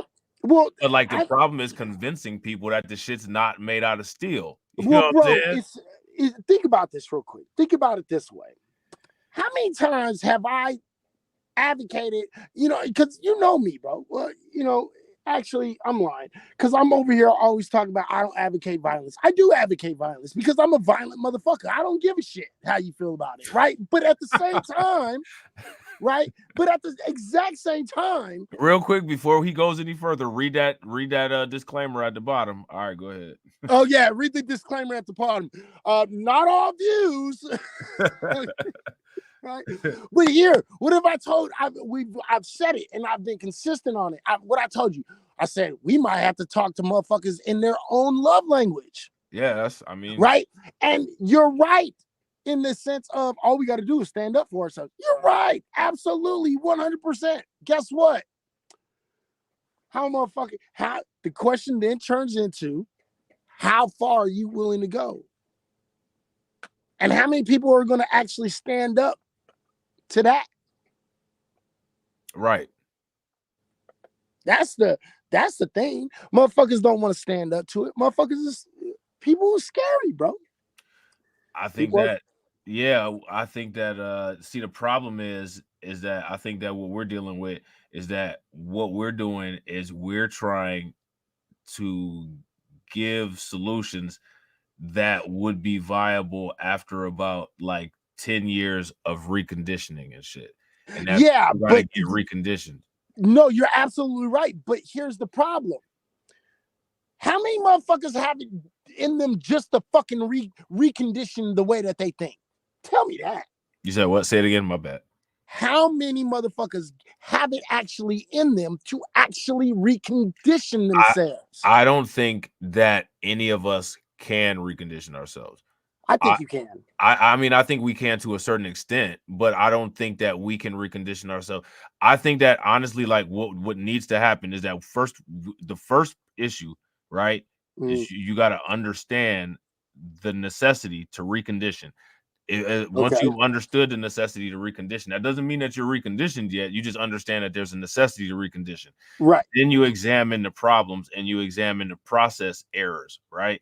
Okay. Then once you examine the problem and the process errors, then you set into place a program to create a muscle memory to where those who come after you are operating efficiently. Right. And then you reinforce that efficiency into a culture and continue to move with that efficiency. You see what I'm Okay. saying? So like my thing is that like so for us, right, we would be the people who would need to lay the foundation of we've recognized that there's a fundamental problem. You know what I'm saying? Right. And we're going to start working on the process improvements. And then the process improvements will be to the next 2 generations to get those process improvements perfected. And then the 3rd generation would be to act. Like the thing is that I think what we're like a lot of the frustration comes is that we're saying things that are not, we're saying things for a future audience. Yeah. The present audience is not palpable for this particular kind of content. The kind of content that our audience will be palpable for is creating the processes for that next generation. And what people just have to understand is that this is a long-term thing, and all of us are not going to, you know what I'm saying, like end with seeing the results that we may want to see. And that's just what it is. So like when you say like how much are you able to give up? I think that the first level of knowing if you're willing to go to the fullest extent is if you're willing to make peace with the possibility that you may not see your goal materialize in your lifetime, but you're confident in your methods that your goal will materialize at some point. See, and I think we kind of agree, because it's really funny that you're saying that. But here's the issue. But that breaks my heart. I don't like to say that. Yeah, I know. But here's the issue, though, because I'll tell you what that means in a reality sense. In a reality sense, that means you have to actually humble yourself. Oh, yeah, absolutely. Right? And I don't know. You have to understand where you are. You have to Right. understand that you didn't make the playoffs this year. You haven't made the playoffs for quite some time. Now it's time to start restructuring the team. Get some new jerseys, build a new, court, Yeah. get a new coach. You know what I'm saying? Make some trades. You know what I'm saying? Right. See, but see, that's the thing. The problem is I don't believe people, because sometimes you don't have enough money in the trading cap in order to trade players, right? To bring up that new free agent. So you have to work within what you have. The problem is this. When my deconditioning of and deconstruction of religion was, when it really became easy, when I actually fucking was like, when I recognized the fact that, oh shit, I'm just a fucking peon, right? I'm nobody special, right? And so when people start understanding you're a cog in the system, you're a part of everything moving, then you can it's a lot easier to accept the fact that, okay, I'm not going to see this all the way through. It's not going to be possible. You see what I'm saying? I don't have enough time in life itself in order to see all the way through. And then before I die, fucking black folks is, holding hands and saying, oh, it's not going to happen, bro. But it takes humility to be able to accept that, because you don't want to die for no reason. You don't want to give up this thing, the most precious thing in your life. And it's not money. It's not love. It's not your kids. The most precious thing in this world is time. And people don't want to give up time, because if I die for this, which and is my interesting, kids, because by not sacrificing the small amount of time right now, you're giving up the eternity in the future, which I don't think people get. Yeah, and see, now you and me get that. But a lot of people don't, because they're not looking 5, 10, 15, 20, 30, 50 years ahead. That's what nobody's looking at. Everybody's trying to act like they are, but they're not. Nobody is. How long have we been talking about, let's create a black city? Black folks, black police, black this, black that. Let's get a black neighborhood with the rebuild Black Wall Street. How long have we been saying this shit, bro? See, I think that the reason why a lot of that stuff don't work is because a lot of that stuff is based on old ideas. Like a lot of those are based on old ideas. Like a lot of those ideas that people have, like this, I hate to sound, fucked up, but like a lot of this Wakanda utopia idea that people have, it's not even based on like with modern technology as a variable. You know what I'm saying? Like it's not even based on like a changing financial system. It's not even based on, geopolitical changes that are going on. It's not based on any of that. It's based on like 1960s logic. You know what I'm saying? Like it's not flawed 1960 anymore. Flawed logic that has never been successful. Yeah, facts. That has no track record of success, or even putting a dent in what we're up against. Yeah, and that's why I say when you and me be talking about this shit, and I be like, we got to start talking in the love language. Motherfuckers ain't feeling that shit. No. You know why? Because they still want to fucking do it the whole way. It's the same thing as belief, bro. And another thing too is that they believe that certain people are capable of certain kind of behaviors and interaction that history has shown us time and time again that a large majority are just not capable of doing. And people are not willing to accept that and deal with that reality. Okay, but my question is this. If there is no evidence that is working, how are you still on that train? I've been got off a long time ago. I'm just looking at it going down the road. Or going down the tracks. I don't know.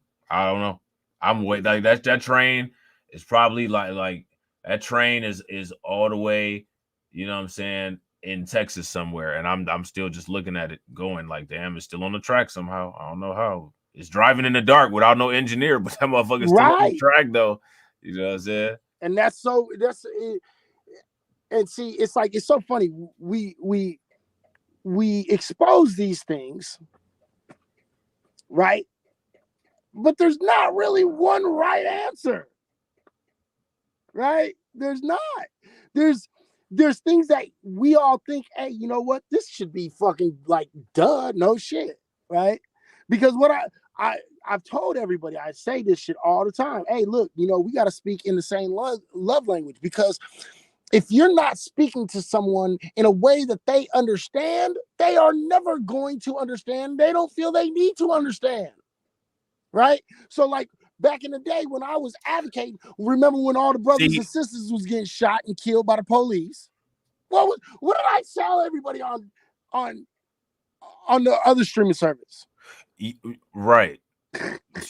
Speak to them in their love language. Right? I was saying that. But see, but you know what though? But the thing is too though, like the difference, right? See, like I think that the reason why me and you have a different kind of like outlook on that is because like I ain't even trying to sound fucked up, but like everyone is not a like I don't give a fuck type person. That's true. You know what I'm saying?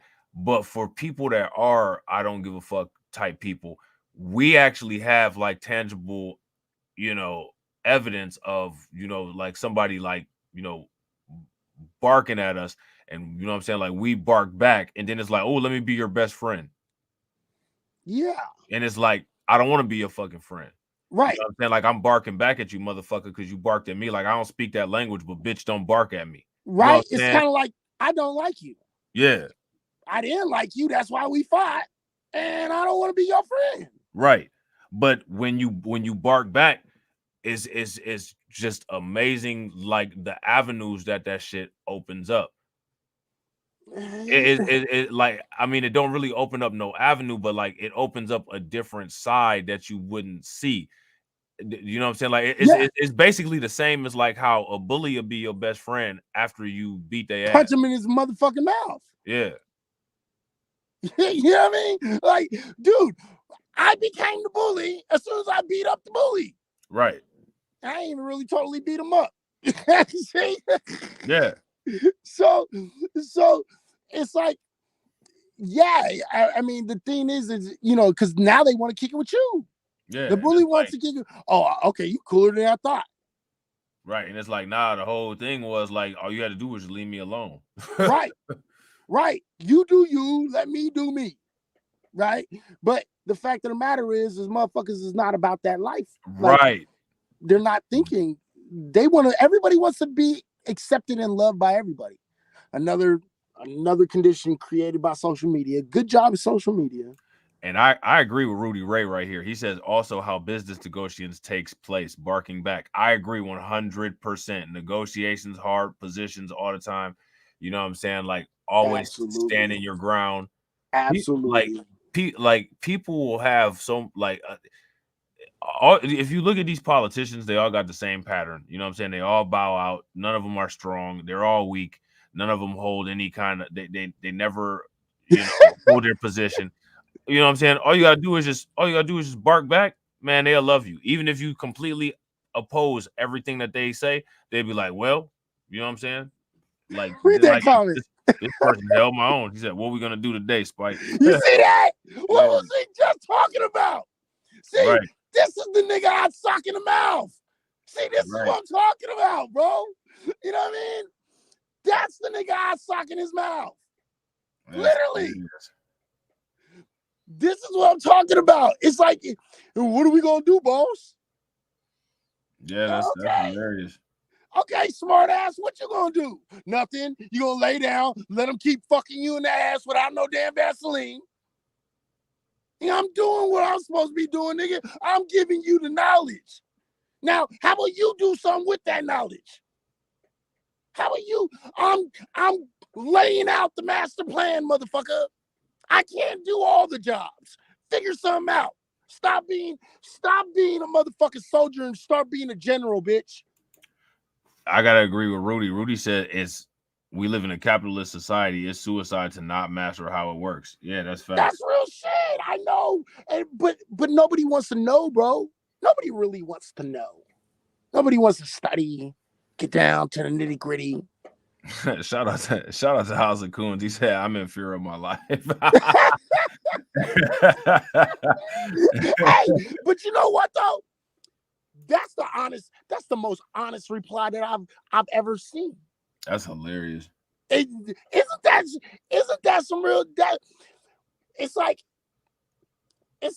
at least my nigga don't have that big of a fucking goddamn motherfucking ego to just be honest. Oh man, I like life, nigga. I am not trying to die. I respect honest, nigga. Here go the thing that's crazy to me though, right? Like all of that rationale, right? Everybody who get taken out in the world, like that's not even doing no, you know what I'm saying, like, you know, advocacy or anything like that, or just all the black people that end up getting taken out, none of them woke up that morning knowing that they was gonna get taken out. You know what I'm saying? Nobody did. Yeah, you're right. So like at any minute, regardless of what you're doing, you a target anyway. Right. And no matter what.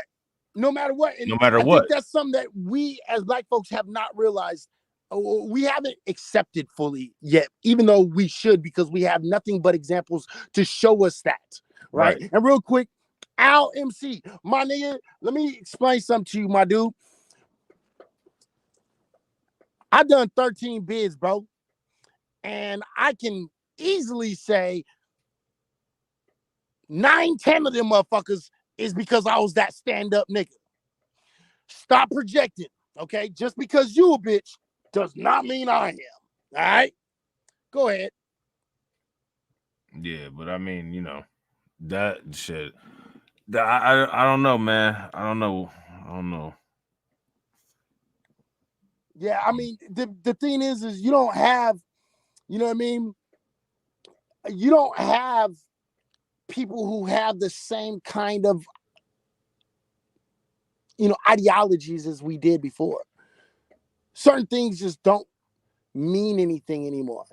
I think that like a lot of this shit that like people have seen over the last 60 years, 60, 70 years is like really for real, just appealing to people's emotions and shit.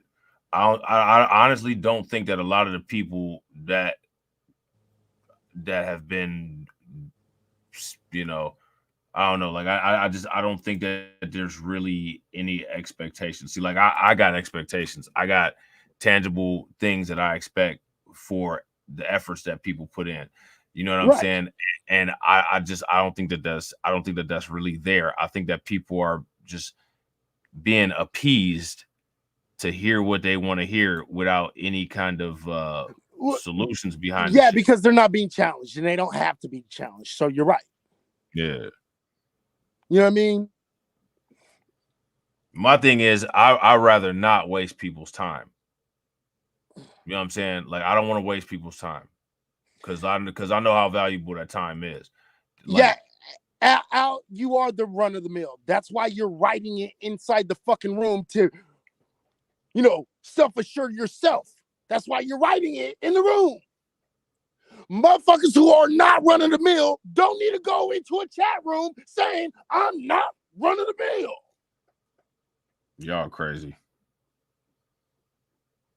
The fuck is you talking about, my nigga? You are quite literally the fucking definition of run of the mill.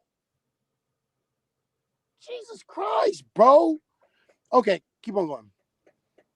Yeah, Rudy says, yep, start holding people accountable or offering solutions and you don't have to worry about talking to them again. Yeah, I agree. That's facts, but here's the problem.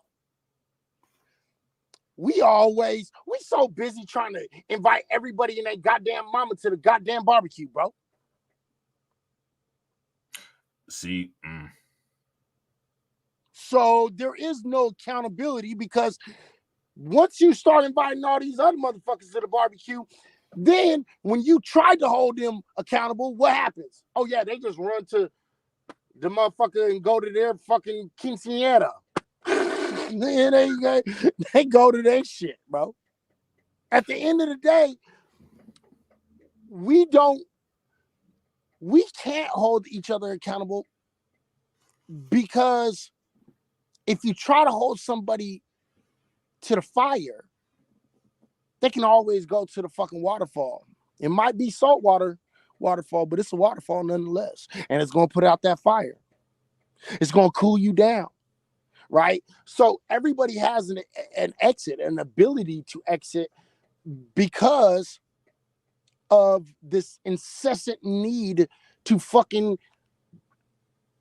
have Joe Blow and fucking Miguel come to the fucking barbecue. And I ain't even mad at this, Rudy. And see, honestly, for real, this is some shit that Neely Fuller Jr. said too. Rudy said, I'm speaking close, even family. I don't even associate with humans if business is not involved. Hey, that's real shit. Even Neely Fuller Jr. even said that shit. Well said. I fucks with you, Izzy. Oh, I fucks with you too. Y'all motherfuckers are crazy. Me going in on a nigga doesn't mean I don't like you. You might annoy me a little bit, but I don't hate anyone. I don't hate nobody. You know what I mean? Like, but I think that's the real thing. I think, so much harder today. Like, remember back in the day, right? Oh, you and me are kind of old enough to remember this. And the people that are in here that are old enough, you know who you are, 40s, 50s, 60s, you know what I mean? Even late 30s. Big ass age range. Goddamn. 40, right, 50, 70, nigga. The communities our communities aren't what we used to be able to hold each other accountable a lot more than we are now, right? And I think that's one of the biggest things because, bro, nobody, for some odd reason, nobody really likes to be forced to be held accountable and take responsibility and correct themselves. I think that's why so many people don't do anything except go into their fucking echo chamber. Yeah. And they stay in there because it's comfortable.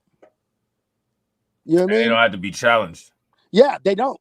Like, that's actually, like, this one girl says to me, she says, she was like, so what kind of girl are you looking for? I said, I need a woman that's smart, that knows how to act like a lady. I'm going down my list. She goes, but what about someone who has the same ideology as me? I said, why the fuck would I want to be with somebody that's going to do nothing but fucking pat me on the ass and fucking kiss me on my cheek? The fuck I want that for? If I wanted that, man, the fuck? I need somebody that's going to challenge me, right? Because iron sharpens iron, right? In order to evolve, you must be challenged, right? Nobody wants to be challenged anymore. Everybody's weak, bro. Too many weak motherfuckers. That's a whole nother stream. Yeah, that's a whole. You already know. So that's a whole nother stream, bro. You already know. Yeah, but I gotta hit the sack, man. Shit, that's cool. You trying to so you trying to do a stream tomorrow? You said. I can be up. Come up with a topic, nigga. I got finals. I got to finish my final in like 4 days. So yeah, I got plenty of time. I got because I don't do anything except do my final for the next 4 days. So I can do it tomorrow. Shout out to Jay Bird. Jay Bird will come in late. I know Jay Bird. This nigga's still on fucking CP time and shit. No, I'm just... Jay Bird, yeah, Jay. He'd be all right though. Yeah. No, yeah, whatever. If you want to do something tomorrow, man, I'm all for it. I'm not mad at it. You know what I mean? I'm all for it. It just hit me up and let me know because I'll be up. Saber said, fuck, I'm late as fuck. You be all right. You be all right, Jay. It's so late, motherfucker. I swear to God, I can't count on you for nothing, Jay Bird. See, this is what I'm talking about. Type of nigga that gives all niggas a bad name. No, I'm just joking. I'm just joking. You already know what it is, bro. Hope you been good, though. Hope you been good. Yeah, but man. Yeah. Look, shout out to D-Buck over there on Twitch. D-Buck shadow watching and shit. Oh, there you go.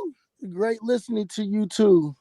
Yeah, again, much love. Hey man, much love to you. Hey, look, check this out, big bro. We'll connect, do something tomorrow. Motherfucking go get your rest. Get a damn topic. I got a topic, actually. You got a topic? Yup. I ain't gonna tell you. All right, but I got a topic. All right, that's what's up. Yeah, I definitely got a topic. I like those honest, those honest reactions. Oh, you got a video or something you want to react to? Yeah, I got like 2 or 3 that I want to show you. I want to see what you think about them. Oh, okay. You know what I mean? All right. Yeah, like 2 or 3. All right, yeah, well, that's what's up, man. Shit. Because I've been waiting for your ass. And, nigga, you ain't been waiting for me. What time you trying to do this shit at? My nigga, look, bro. You never hit me back from when the fuck I got locked up, bro. What time you trying to do this shit at? Tomorrow. What time? You call it. I'll be in the morning? Huh? You want to do it in the morning? Yeah, of course. That's why I like to do it in the morning. Let me see. You want to do 8:55? Yeah, your time, right? Yeah. Yeah. We can do that.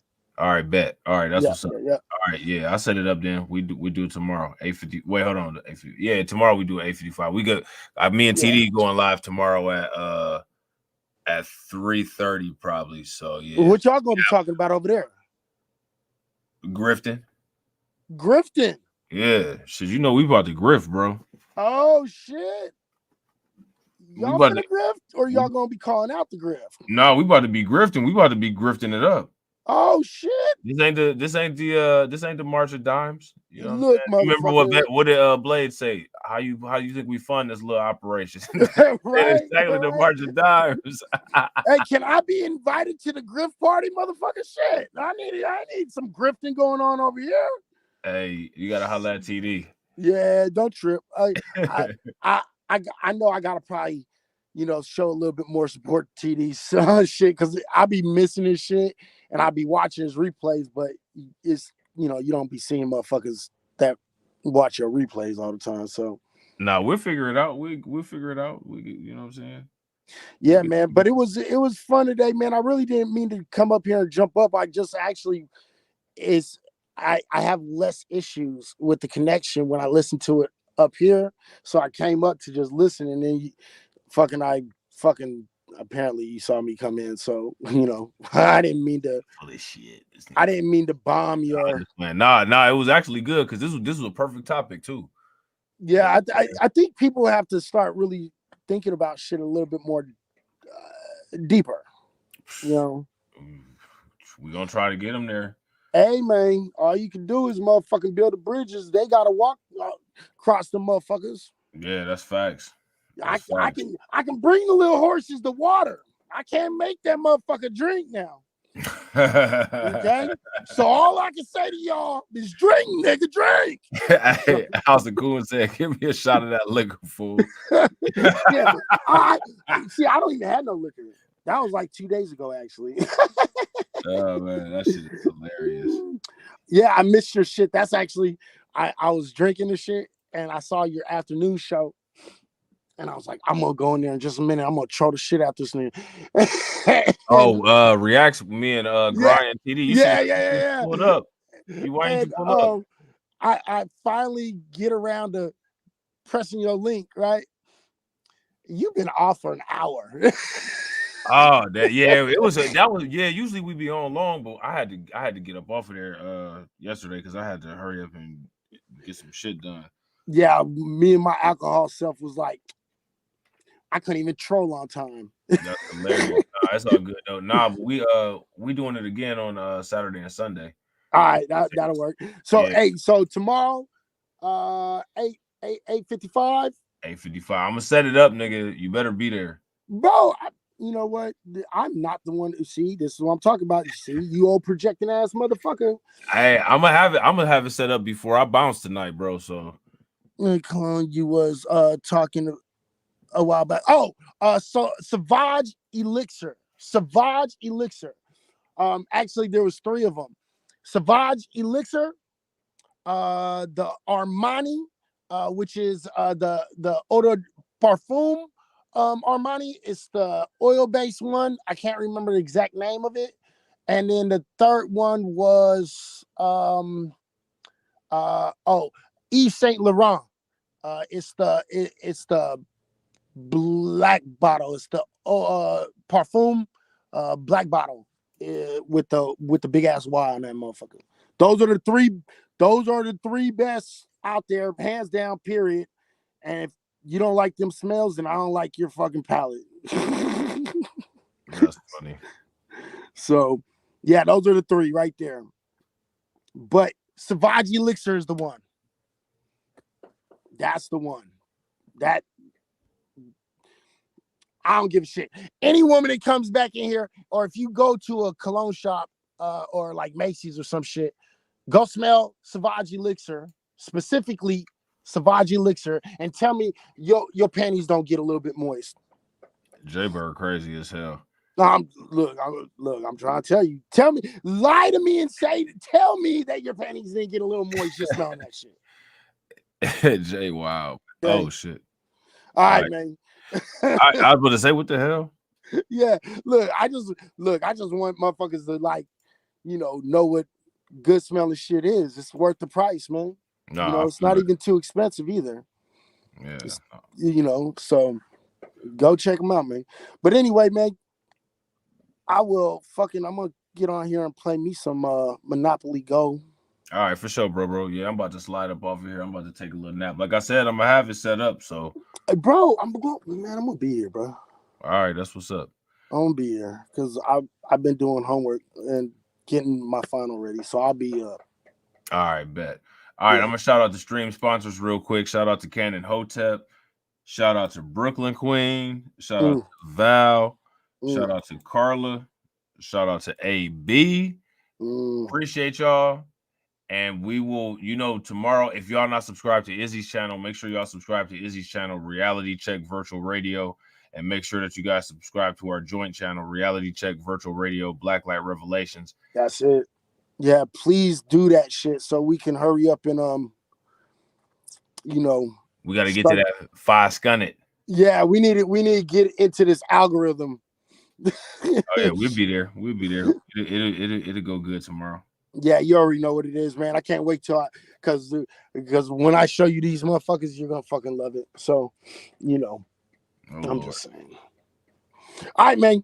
Everybody stay up, stay real, stay black. Hey, make sure, please, people, stop putting on these motherfucking code switching faces and shit. Be unapologetically black, please. Can we stop with the code switching shit? Thank you. Shout out to Jay Bird with the buzzer beater. Oh yeah, Jay Bird. Hey, where's my $3, nigga? No, I'm joking. Shout out to my man Jay Bird with the buzzer beater. All right, y'all. All right, man. Walk up in the life. Yeah, I'm really him. Talking my shit like I'm really him. Hold up. Look, walking this bitch like hey. Yeah, I'm really him. Talking my shit like hey. I'm really him. Don't believe me? Come and see me. Got 3 wishes from my genie. Now I'm on your local TV. Y'all on tour. Got demons. Say she wanna come and see me when I'm in a local city. I'm like, pause though. Please step aside so they can see me. And I walk up in this light. Yeah, I'm really him. Talking my shit like I'm really him. On God. Walk up in this light. Yeah, I'm really him. Talking my shit like I'm really him. I'm the realest from my city. That's on my knee. That's on Kiwi. That's on mamas. Nigga, don't believe me. Come and see me. I been dodging all that fake. All these niggas working broke, but I been getting paid. All that know me from the street. Flexing for what feature? That's like every other week. Talk behind my back. I kick my feet up, have a seat. Cause at the end of the day, all these watching me as I walk up in this light. Yeah, I'm really him. Talking my shit like I'm really him. On God.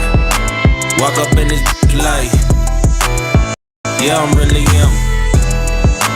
Talking my shit like I'm really him. On God. Walk up in this light.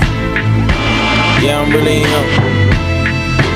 Talking my shit like I'm really him. Hold up. Look, walking this bitch like, hey. Yeah, I'm really him. Talking my shit like, hey.